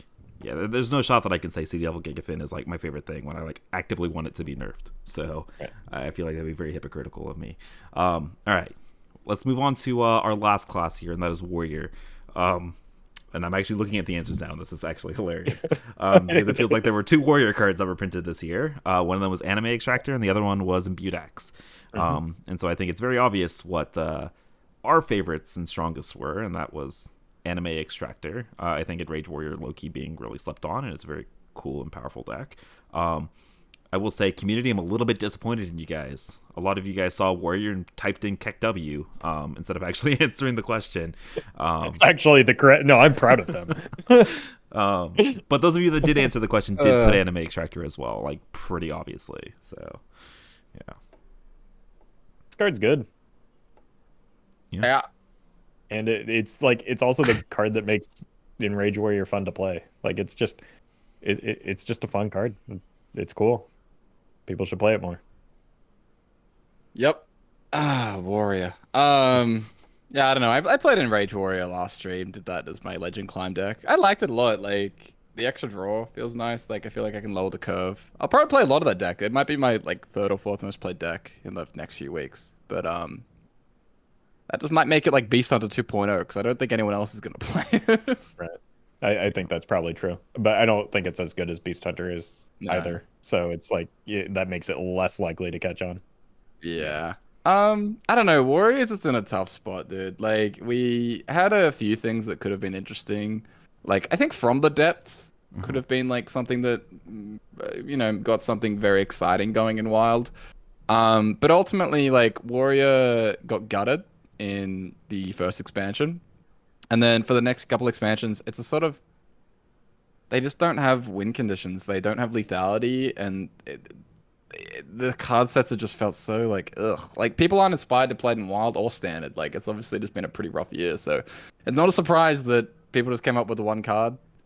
And an honorable mention to a very similar card.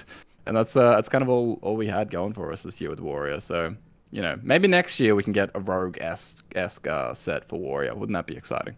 Yeah, it really would. Here's my greatest fear, is that, like, what if in an effort to make Warrior playable, they do some reversions on the quest line when it rotates? I don't want to say my opinion on this because I don't want to get yelled at. I know. This will actually get you thrown off the podcast. Be Yeah. careful. Yeah. I think it'll. remark was one I step know. too far. This will be the end of it. I know.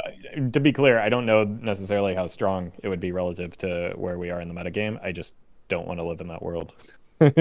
Like I don't want to mauled over cannon shots game after game again. Yeah.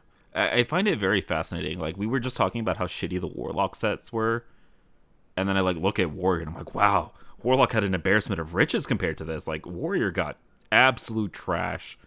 Well, The last two sets, and then the only interesting cards from Voyage got gutted for standard. So like it was a brutal year. again, Warlock didn't get bad stuff. Like even Imps is fine. Even Murlocs is like a playable. They got parasitic sets, but they were like, it makes a cohesive deck at least, right? Like you can queue that up on ladder. Warrior just got like They just got Fire Warrior, baby. they just got piles of Like, it's funny you mentioned fire because it is piles of hot garbage. yeah, it's just like a mishmash of random control things that don't make any sense together. Like what the hell is Last Stand? Like 4 mana, draw a taunt minion, double its stats. Like what are we doing with that? Like, come on, man. That's not a card that's playable in any class or Yeah. in any archetype. Like that's just not a card that exists in the game of Hearthstone. Yeah, so I don't know. I'm hoping they switch it up with Warrior, like whatever they do. Like I think like the risky skipper type stuff is something they can lean heavily into. They already have like a sort of reprint a little bit with Sun Fury Champion, so maybe they can lean heavily into this whole fire package and give it like more draw and more like sort of try and relive that experience in standard. But it was very uninspired, and it does feel like Warrior for a while now. Like it had that really cool pop off with Enrage Warrior. Not this current Enrage Warrior, but the previous one. The one with like eggs and stuff, right? Yeah, like Corker on Elite and Bloodsworn when that was in standard risky skipper. And that was the last time I think Warrior felt really cool. Because like do people like the control warrior stuff that we were doing? Like in Voyage? yeah. Like, No, I think people don't did. know. They didn't like losing to From the Depths, but people seem to really like playing From the Depths. As a classic, yeah. yeah. And From the Depths is probably like a very non-warrior card, right? Like it's a lot of mana cheating, kind of enables stuff that Warrior doesn't traditionally do. So I don't know. Fingers crossed. I think the issue is for wild players, the only thing that's going to rotate, that's going to be potentially reverted or interesting, is the quest line, right? Yeah. And we'll talk about this in a future episode, but that's why the thought just came up as well. We were discussing what they could do in the future. Unfortunately, that realization came to mind for me. Yeah, dude, what a shit set of like expansions for Warrior. That was not a good year. All right, let's move on to our neutrals though. I think this year, compared to a couple in the past, is like the strongest set of neutrals that we've seen. It's kind of insane how strong these were. And so just like run through a couple. Like we had Raid Boss Nixia coming out in the mini set, the Altar Valley mini set, alongside pre-change Kazakusan. We had Okani for 4 mana. We had obviously Renathal, Nathria's Theatar. And then from this most recent expansion, we now have Astalor. So it's been a pretty good year for neutral legendaries that you can shove in basically every deck and have it be good. After you got to mention Neptulon. The comments will come for you. True. I don't play the big decks, and so I always forget about it. Neptulon as well from what is that Voyage mini set as well. It was a good year for neutral cards. Very good year. And so I found it very hard to pick strong ones. And especially, it was very easy to pick my favorite, but it was very hard to decide which one was the strongest for me. So the community voted, and I think to no one's surprise, people thought Renathal was the strongest neutral card of the year. Surprisingly, none of us agreed with them when it came to Renathal being the strongest. Yeah, I mean, you say to no one's surprise, but that was kind of to my surprise. Well, I think the community believes that Renathal was the reason that all of these decks were good. And I think it was a lot of the other cards that we're going to talk about in this section was the reason that Reno decks were good. And Renathal just made it very easy to put them in, like, to put them all together and not feel bad about 40 cards. So No, I don't want to dismiss the impact of Renathal entirely, because we were pretty doom and gloom when he did get nerfed. When I saw this, I was like trying to think back. Okay, well, what decks did Renathal really make good?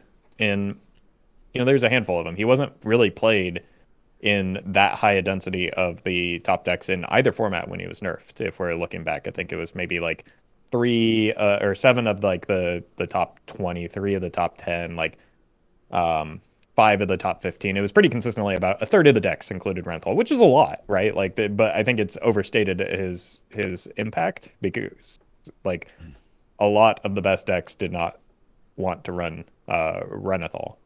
But what I think he did do was he actually kind of made other decks worse, right? Like he made Pirate Rogue worse. He made mech decks worse. He made some of those decks that people really don't like, that we're kind of complaining about now, worse. That were some of the bullies that we saw. Those bad parts of the other expansions that we discussed earlier. Renathal made those decks worse. It's not so much that he made the deck that he put him in better, but like the threat of Renathal existing made some of those decks worse. Mine Rogue is another example, even to a lesser extent, maybe Pillager. So, in a sense, I think that he did like have a strong impact on the metagame, while not necessarily like as much as some other cards make the decks that played him good, if that makes sense, right? Like it was almost a reluctant inclusion in your deck just to keep those types of decks that were popular at bay. So for that reason, I picked a card that I felt, the cards that I felt were like actively making those decks good, which is Astalor and Nathria. Yeah. On Renathal, like it is such a hard card to judge, because it isn't. You can't just look at the drawn win rate of the card and that's how strong it's an enabler. It's a Baku. It's a Gen, and so it's kind of like trying to figure out what a unique game-changing card like that does and how to evaluate it properly is very complicated. And trying to figure out like where Renathal starts and where Astalor and Nathria begin is very difficult. So yeah, like Roffle said, there was like Reno Priest, Shadowwalk Shaman, Reno Lock, and Dragon, and like Druid decks. So that's like a significant chunk, but there was other things that helped out with that. And Astalor, I think, is my pick. I think Astalor was actually clearly better than Denathrius, but Denathrius also came out at a time when Astalor didn't exist. So sort of, like when they were in there together, though, I thought Astalor was the top performer, so Astalor was my pick. But there was a few that I was thinking about, including Renathal and Meowth's pick. Yeah. Yeah, I went completely in a different direction here, and I picked 4-mana Theotar, unreleased Theotar. This card was as defining as something like Loatheb, right? Like it was the premier disruption piece, right? That I think was like one of the main reasons that these 40 card decks functioned, right? And so that you weren't dying to stuff like Pillager Rogue and all these other combo decks, and so maybe. I think I still underestimate the power of Renathal, and I think it was more people enjoyed playing him, right? And maybe we've talked about this a bunch, so I'm not going to dive too deep into it now. But I think people do. The point of that being, people have overestimated, I think, the power of Renathal, and so that's why I am in agreement with you guys. Like I would pick Astalor than Nathrius, the 4-mana Theotar. I just think 4-mana Theotar was so crucial for these Reno decks, for the Druid decks and things like that, for like the survival of their like slow control game plan, that he was even seeing play at 5, was still good at 5, and is just now finally kind of being phased out of most decks at 6. And so like I know Theotar is like a love-hate card for a lot of people, including us on the podcast, but like I think it was a very strong, important card for the format, especially with something like Denathrius existing at the same time. Yeah, definitely. I think maybe some of this is just like the nuance within how we interpreted the category as well. Mm-hmm. Like if you were to, the category is the strongest neutral. I interpreted that as the strongest standalone, like neutral card. if we were talking about impact on the metagame, I'd say, yeah, maybe Renathal did have a bigger impact on the metagame than an Astalor, than a Denathrius, than even a Theotar. So, like, depending on how you interpret the question, I don't think it's necessarily wrong to say Renathal, because his impact on the metagame is, like, undeniable. We saw a massive shift when he got nerfed. Yeah, with that argument, Yeah, I 100% agree. Yeah, I definitely don't want to understate the pick for Renathal and his impact on the meta. Because, like I said, I almost picked him. I was thinking about it. I think as well, like Renathal is definitely seen as the clear enabler to a lot of these control decks, because now that he's nerfed, those decks feel a lot weaker. But I think at the same time, like, I think Astalor by himself can also be a very strong enabler for things like Reno Warlock and Reno Priest. It's just, it's young. Like Renathal has been nerfed for like a couple of weeks, and so people are still very much in the experimenting phase. It's been like, it's taking time for decks like Reno Lock to go back to 30 card lists.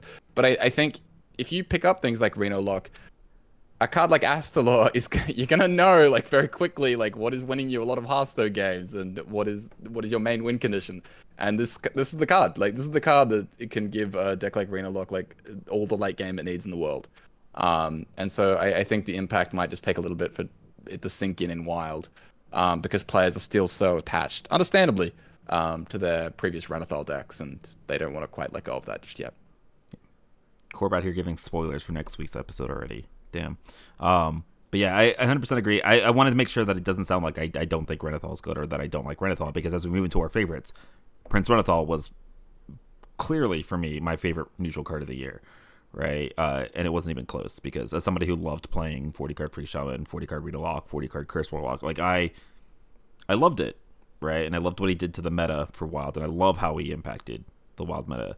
And so, Roffle, I know you feel the same way here, because I see that he is your pick as well. So if you want to continue on that. He's my pick primarily for the reason that I stated in his impact on the metagame. He really kind of like slowed things down to similar to like what we saw with watch posts in Barons in a way, where like watch post pile of cards were kind of a thing in Forged in the Barons, and I actually really like that metagame.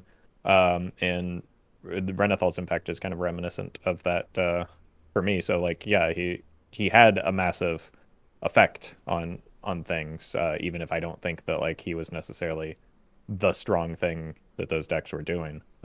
He still, again, had influence over what people were able to play successfully in the format. All right, Corb, you had something that was not Prince Renathal. You Prince Renathal hater. How dare you? I'm messing. What was your favorite neutral card of the year? I'll just say that like Corb's pick for favorite neutral is honestly a strong contender that none of us mentioned for best neutral card or strongest neutral card as well. When I was doing my whole intro for that, I named it as one of them. Okay. I missed it. Come on. Yeah, I had Kazaka-san as my favorite neutral. I think Kazaka-san in Standard was horrific. Like a disaster. I think Kazaka-san in Wild was super fun. Like, I was a big fan of this. I thought that it gave Druid in particular, but some of the other classes as well, but I think Druid in particular, it gave it a very fun late game win condition that didn't feel like out of whack or out of balance for the format. You got to do these like big flashy things that felt appropriate at that stage of the game. So I had so much fun when this was around. Like I alluded to the Kael'thas Kazaka-san Druid before, where when everyone else was playing like the Kael'thas OTK deck, there was also this like Kazaka-san version that was running around that could win the mirror, and I think that was probably the best deck in that format. And I enjoyed that deck so much when that was around.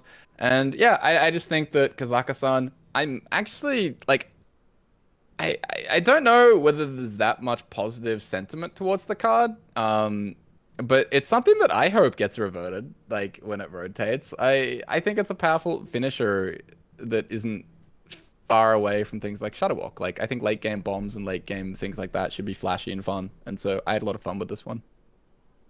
Yeah, I think at the time there was a lot of negative sentiment, but we've had so many powerful neutral cards that were like auto includes that kind of almost became more I don't know, commonplace. I don't know about acceptable necessarily, but more commonplace at least, to the point where something like the problem that I think people had with Kazaka-san, both in Wild and Standard, but mostly it was a Standard issue, was the prevalence of it. And like now that we've had so many like very, very prevalent neutral cards, I think the community maybe would be more accepting of it. And I'm with you. I don't think it would necessarily be more problematic than like an unnerved Nathria or a current Astalor type card. Yeah, I loved Kazakhstan. Bring it back. Druid needs the help anyways. And like you were saying though, it was not out of line in Wild at all. Like it was perfectly in line with everything else that was. When you compare it to something like Denathrius or Shadow Walker, things, it's like perfectly fine. I had no issues with the card. Like I thought it was good. The most frustrating part about it was when you didn't roll the Embers or the 0 mana deal 7, right? But that wasn't really like there was like a little bit of RNG, and that was the frustrating part. But there always is. That's also kind of right? the fun part, I think. Yeah, like that's also part of the fun, right? Is that the late game can be a little bit different every time, which is it hopefully is. That's what I liked about it. I think another issue that is a little bit less quantifiable or like balance related is that it kind of like took away from like the heart or the sort of, I don't know, the goal of what a card like Kazakhstan was meant to do was make people play dragon decks, and instead they just played like spell decks with Kazakhstan. And like there's something to that, right? Like imagine current spell demon hunter with just like a Kazakhstan in there. I mean, that'd be a really cool deck, but like that's so cool. Like you trying to dissuade me, Roffle? No, I'm not. But like it kind of like because I want to play that deck as well. But like that doesn't give people a reason to play dragons, which is what I think the intention of Kazakhstan was. Right. Yeah. And but that's the thing is that like I totally agree that's the intention of the card and it's standard. That's fine. But I think in Wild, like if people just want to run a spell deck, then it's like fine. Yeah. Screw it. Yeah. It's like the people that played Reno in like combo Freeze Mage, right? Where you like just cycle through your deck, or like when they would play a Mechathene Warlock, they'd go like Hemet into Reno into combo, right? Like it's. Or Zephrys and Darkblade. Yeah. Yeah. All right. So that being said, it's now time. You have to pick a single card. What was the strongest card that came out in the year 2022? Okay, we've talked a lot about our strongest and our favorites, but we have to pick one. Okay. I'm gonna let the community go first, and they did say Prince Renathal was the strongest card that came out in 2022. And it might be because I'm hoping that it's more akin to what Roffle was talking about. Like, it was probably the most impactful card that came out in 2022 in terms of its effect on the metagame. But given that none of us have him in our list here, I think it's safe to say, based on our definition, he is not the strongest card of 2022. And so I'll let you guys take it away first, whoever wants to go. Sure. I picked Carving Chisel, and kind of like mentioning the rest of the Even Shaman package, like Anchored Totem is still strong, but part of that is because of how good Carving Chisel is, and then like Gigant Totem is also pretty strong, but part of that is because of how good Carving Chisel is. So Carving Chisel is the thing that enables or makes the other good cards that Even Shaman got gooder, and so like that's very clearly the good card in the deck. Yeah, and and at various points as a result of that. And you can make an argument, including currently, like Even Shaman is the goodest deck in the format. So like it's clearly the goodest card. Yeah, right. Chisel's a great pick. Like I was very close to picking Chisel, but ultimately I didn't. I went with Sinstone Graveyard because 2 mana 15/15 is quite strong. I'm just gonna cut the same conversation that we just had when we were talking about our strongest road cards and put it here, because my strongest was Swordfish, for the same reasons when we were debating Sinstone versus Swordfish. Like I think Rogue got the strongest set of the year, and it wasn't particularly close. And it was very hard to distinguish which one of these strong cards was the strongest. And I went with a 3 mana deal 14. Core went with the 2 mana make a 15/15. You can see merits to both. Yeah. God. How are you dealing 14 with the Swordfish? It's 3 mana 12, and then you give the pirate +2 attack. And it's always on a deckhand, so you're always dealing 2 guaranteed, right? Oh, but you're forgetting about the Buccaneer buffing the weapon. Right. Now, so you got to add 17. Even better. Yeah. That makes my argument even better. 3 mana deal 17 greater than 2 mana 15. All right. Swordfish obviously a better card.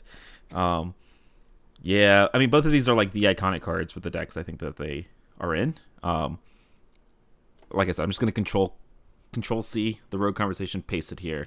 Yeah. Yep. Honestly, like, I don't think any of these are wrong.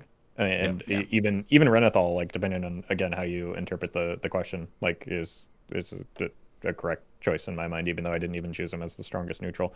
But like, I mean, you're splitting hairs at this point, right? Like, Rogue and Shaman both got nutty sets this year. All right.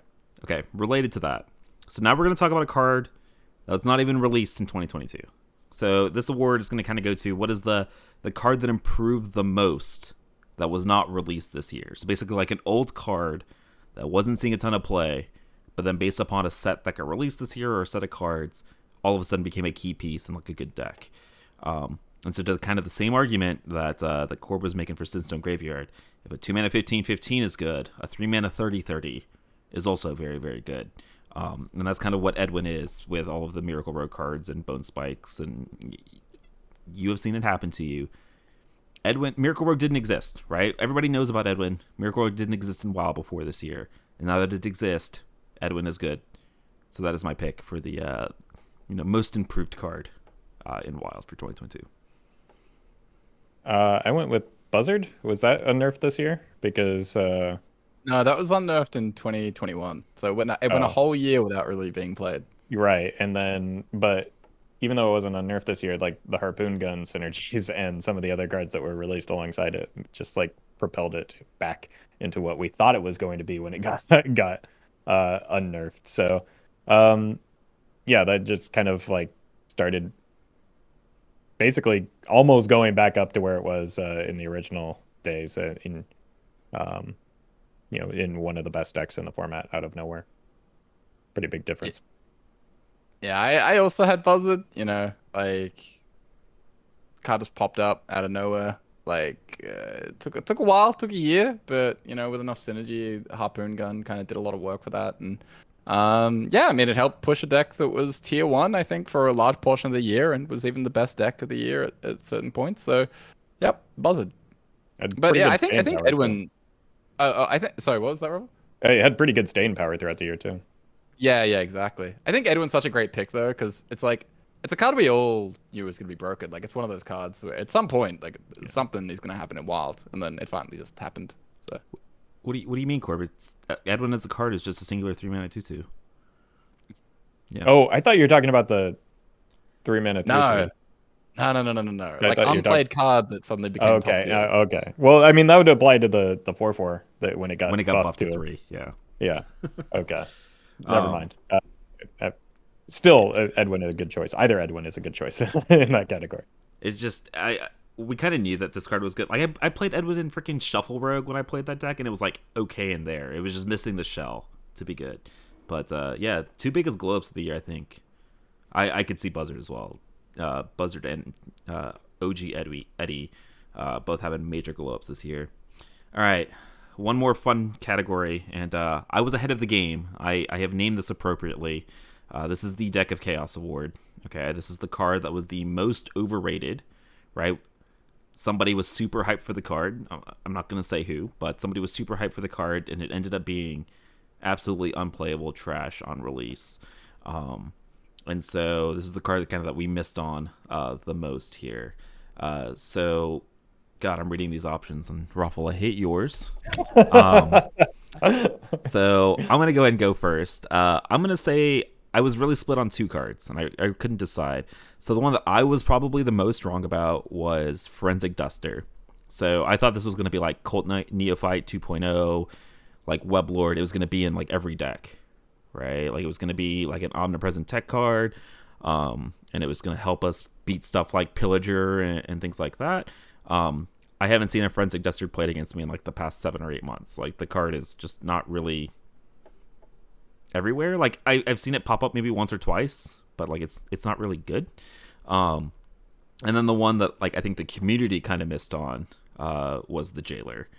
People were really hyped for this Jailer Bolf interaction. People asking, man, is this going to get banned, right? Like, is Bolf going to get banned? Like, day 2 that the Jailer came out, and I haven't seen a Jailer since day 2 that it came out. So if that tells you anything about that card, I think we all three were in agreement about that card just like not being great. But yeah, dude, It's honestly better than I thought, I would say. Which, your bar was not very high then, right? Because no, it's not my a bar very was good not card. high, but like it's seeing more play than I expected. Especially in standard, it like popped up in like a number of decks over there. Really, where yeah. you can afford to get to 10 or 10 mana in standard. It was always a bit fringe, like it's either like, oh, you can play the jailer or you can play other stuff. But yeah, it was still a bit better. I think that the jailer is one of my choices, first of all, as well. But second of all, like a good lesson in like maybe not overreacting to things on like that seem broken on day 1, 2 of an expansion, because that was Or even before the expansion, Roffle. before is maybe a good thing as well, because there were a lot of people that were just like at pitchforks out. They were ready to burn down the village over this card, both prior to the release and after. And like even while I was playing it, I'm just like, yeah, this is not good. Like it's very fragile, and just not very unreliable, very inconsistent. It's just not good. So yeah, it's kind of like a wait and see type thing. The other choice that I had that Meowth is upset about is tome tampering. A lot of people similarly were like saying, "Oh, this is the broken Warlock card of the set, and this is going to ruin the format." In a similar way to Stealer of Souls was a common comparison I saw with this, and I didn't agree necessarily, especially after like the theory crafting. It turned out to just not be good. It did end up being obviously a powerful enabler for Disco Lock, but like that's not what people predicted it as. It's similar to how like people freaked out over Glide when it was initially revealed and then released, and it was unplayable trash until the quest line came out and they like retrofitted their their prediction to be like, see, I was right. It was broken, but like, well, no, it was the interaction between these two cards, not the inherently powerful thing. Like tome tampering itself wasn't inherently powerful. It was the synergy with Soul Barrage et al. That really put it into focus in the same way that like Glide with the quest line is what made that card even remotely playable. Yeah, my pick was I think I was like very high on this at the time. Again, it's been a long time since we've done some of these reviews, so I can't remember exactly, but Coral Keeper. Now, if you don't know what this card is, yeah, if you don't know what this card is, then you're not alone probably. This is the 5-mana Shaman minion, 5-mana 3/4 battle cry. Summon a 3/3 elemental for each spell school that you've cast this game. So we thought it was like Hunter Spellstone on curve every time, and I remember being super high on it and thinking it was gonna be busted. And I remember it was one of the highest rated cards in like the pre-polling on like the Coin Concede podcast for standard. This card saw no play, like not in standard, not in wild. This card saw nothing. It turns out it either just isn't that consistent, or maybe Hunter Spellstone isn't as good as we had hoped in current year. I don't know. Probably a combination of both. Yeah, maybe like I think it's more the right. I think it's more the former. Yeah, that, like getting it, because I did play it briefly, and getting it online was quite a bit more difficult than I anticipated. Like even with a very multicaster centered deck, you need it on curve to be good. That's when Spellstone was good, and you just can't reliably get it online as much as the Hunter Spellstone. Yeah, I remember being excited for this card. I don't think I was like adamant it was going to be good, but I was excited to play it because I was like at that time I was like in love with multicaster, and I like really loved multicaster, and so I was like, dude, multicaster Shaman, baby, this is great. And yeah, a couple of misses, but that tome tampering one, I'm still gonna be adamant that wasn't a miss. I'm smart, okay? I promise. All right, last award of the year, and it saved the best for last, and that is the strongest deck of the year. We've seen a lot of busted stuff, right? At the beginning of the year, we had what was it? Kael'thas Druid and Switcheroo Priest. We had like OG Pirate Rogue. We had Big Shaman, we had Big Rogue, we've had Discard Warlock. We've had a bunch of very, very strong decks throughout the year. And so narrowing it down to just one was hard. The community said overwhelmingly that Discard Warlock was the strongest deck of the year, and I wonder how much of that is recency bias. But that is what the community said. How about you guys? I don't think Discard Warlock is wrong.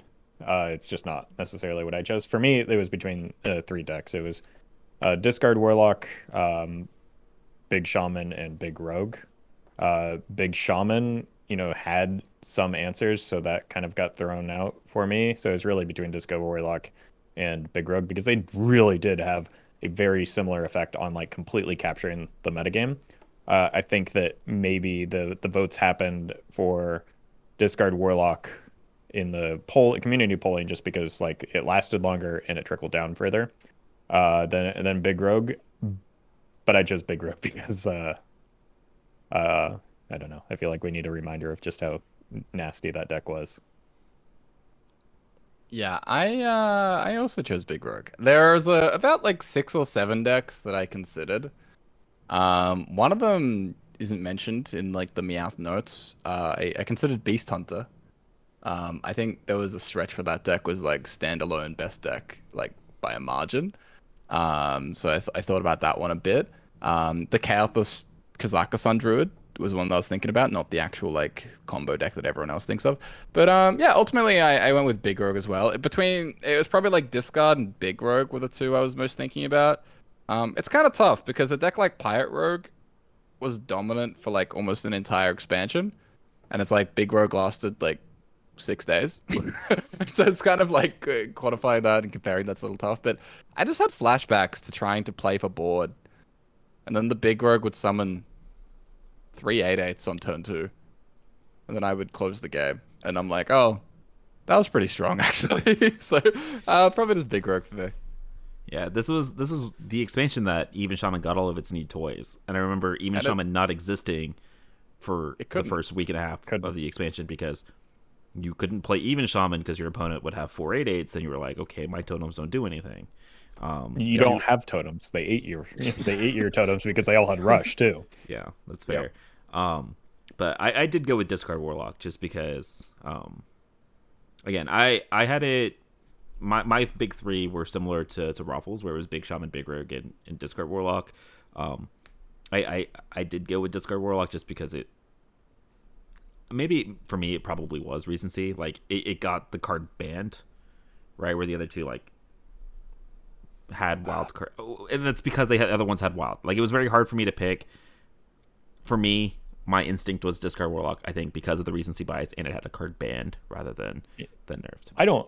I honestly don't think that's a wrong answer. Again, like all 3 of those decks, like very similarly and very uniquely, like completely captured the format in a way that like just put it in a chokehold, and it was either this deck or lose games of Hearthstone. Like, both like Big Rogue and Discard Warlock, especially because they didn't have like the same direct answers that 2 card combo answer that a Big Shaman had, at least. So like there were answers to Big Shaman, there weren't to Discard Warlock and Big Rogue. Yeah. All right. Yeah, I mean there was like Pillager, but I think the main argument I'd say for Discard is that it was the most popular deck at its peak, like by a considerable margin. Like there was a point there where at Upper Diamond it was around 40% of the format, and I know for a fact like Big Rogue and Big Shaman did not get anywhere near that number. Like they were Big Shaman was pretty high. It was, but like 25% is still like a lot. Yeah. Like Discard at 40 is like historically kind of pretty absurd for Wild. So I think that's the big argument. But I think the win rate just probably wasn't as good. Like that said, compared to something like Big Rogue. But again, like Big Rogue existed for a much shorter period of time, so it's very like whatever. Like I don't think there's a wrong answer when you're kind of splitting hairs between metas and saying what's the most busted thing. Like I think we're all pretty much on the same page here. Yeah. Even if some of the community votes are. Am I reading Pillager Rogue was the strongest deck of the year? Yeah. Those. So for the community, just for everybody else to be able to read these same notes. So for the community, it was very overwhelmingly discard Warlock, but a lot of other I wrote down a bunch of other common things that were big rogue, even Shaman. I'm assuming that meant like current even Shaman, Kael'thas Druid, and then Miracle Rogue, Pirate Rogue, and Pillager Rogue. People hate Rogue, I think, or they think it's extremely strong, which is fair, but I don't think any of those were near the 3 decks that we've been talking about for the past like 5 minutes. So no. Yeah, and it doesn't depend on how you interpret the question, because like how long it was dominant for might matter more to some people. Yeah. So that might be an argument for like even Shaman, Pirate Rogue. All right, now let's talk about the one that we can actually have debates on, which is your favorite deck of the year. Which deck did you have the most fun playing in 2022? And I guess I'll go ahead and start. I'll be the bad guy. I actually had it really, really close between Beast Hunter and the deck that I chose, and it's probably gonna piss both of you guys off, but that was pre-nerf free Shaman. You forgot the smiley face where you wrote that down. Yeah, there was definitely a smiley face in the show notes because I knew it was gonna piss you guys off. But I love this deck, still do. I think the way that it was put, like it is the wild deck that has game into everything, and which I think is the part that appeals to me the most. Interaction, conversation aside, we're not going to do that 2 hours into the episode, but like I've really enjoyed this deck. It's the control deck that I've had the most fun with. Shuttlewalk has always been a card that I loved, and then it was kind of just like all together. So I'm like Renathal pre-Snowfall nerf free Shaman, I think was peak Hearthstone for me this year. For me, I narrowed it down to just meta decks because obviously, otherwise I'm going through 365 separate deck lists in my YouTube channel, and I don't have time for that. Some of the ones that I had the most fun with are both Miracle Rogue and Beast Hunter, which I've talked about both today and a lot. But I think what really did it for me was Reno Paladin. Reno Paladin was the pile of cards Reno deck before pile of cards Reno decks came out with like Renathal and the neutral package.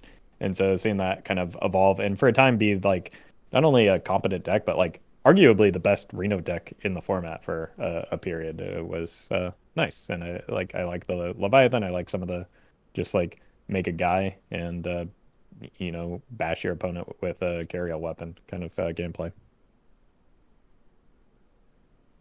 My one was I had a very tough choice between Beast Hunter and Miracle Rogue. I ended up going with Beast Hunter. Like, it's the deck that I got the rank 1 legend finish with, so it's like a little fondness, like my first one, only one. Also, I think Miracle Rogue...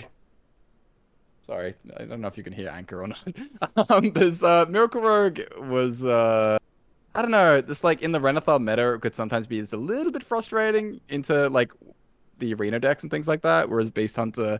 I felt like when Beast Hunter was at his peak, it just sort of felt so satisfying in almost every game. Pillager games aside. But yeah, I had so much fun with this, and I was so happy that the Starving Buzzard revival happened, so I loved it. I still love this deck. So very happy that all the Hunter cool cards came out this year. All right. Cool. To wrap it up, one final question. Did you guys enjoy 2022 Wild Hearthstone? How did you feel about this year when it came to Wild?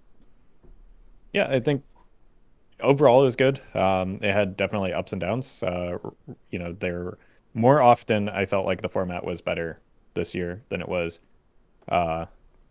especially last year. Like I think with the existence of quest lines previously, it was 2021 was a bit of a tough year. But I think this year was on average better than the previous year, and overall a pretty decent year for Wild Hearthstone. Yeah, it depends. There were like stretches that I liked a lot. Like I talked about how much I enjoyed the middle of Nathria in particular. I didn't like Voyage very much, but I would say the year overall was like pretty solid. Like it depends kind of how it finishes. I would say it's like, how is the end of Lich gonna feel? Because I'm kind of like in one expansion, kind of didn't like the other, so we'll see. Last time we got around to this point, I really enjoyed like Alterac Valley at the end. after going through absolute hell. So like maybe even if it isn't perfect right now, my end opinion is probably gonna depend a little bit on like, like where the mini set lands and things like that to judge this entire Hearthstone year as a whole. But overall, pretty good. I feel like we kind of accidentally got like a huge number of benefits. Like they kind of just gutted random decks that I didn't like, which is cool. Which, sometimes we get stuff that's cool that's get nerfed, but I'm always a big fan of just, like Mind Rogue getting nuked and things like that. So yeah, I don't know. Pretty good. Pretty good year, I'd say overall. Yeah, I think roller coaster is the best way to describe it, right? Like at the beginning of every expansion, it feels like we've had a deck that's, I think all 3 expansions this year, we've had a deck or 2 that's been kind of miserable to play against. Like Ultra Valley had Kael'thas and Switcheroo. Then we had Big Rogue, and then we had Discard Warlock. And then once we got past those like 2 or 3 weeks, then it felt like the expansions were okay. Nathria did nothing wrong as well, I'm saying. Yeah, I was going to make the point of... I was going to make the point of Corb saying, it was nice to get all these like nerfs that accidentally nuked a whole bunch of decks that he didn't like. It also, like, honestly, one of the big lows for me this year in terms of like wild Hearthstone was that we got a bunch of nukes to standard cards that nuked a bunch of cards and decks that I liked, which was very unfortunate. I know it's a side effect of like how they balance things and their philosophy and all that stuff about wanting to keep cards the same and all that stuff. But it was very much a shame of like you guys said, like they nuked Nathria. Nathria didn't exist anymore in Wild, which kind of sucks. But other than that, like that was kind of my big low. There was a lot of highs. Like I still think you guys getting card reveals has been super sweet, and then obviously like the Wild Theater crafting streams and all that kind of stuff have been some major pluses. And Hearthstone, once you got past those really crappy decks at the beginning of each expansion, felt pretty good, and I enjoyed playing it, which was a big plus. All right, we've been going for 2 hours. The dogs are getting restless, so we're not gonna keep anybody hostage any further. Let's go ahead and wrap it up, guys. Thanks for a great 2022. Thanks to everybody that's listening. For listening the entire year. Appreciate you guys. Let the people know where they can find you guys and your content in the new year. You can find me on Twitch and YouTube at Roffle, streaming on both and posting highlights on YouTube. And you can find me Twitch with Corbett, or you can find me on YouTube and Twitter at Corbettgames. You guys can find me at Get Me Out on all those platforms as well. Thanks for a great 2022, everybody, and we will see you guys, for many more great episodes in 2023. Take care.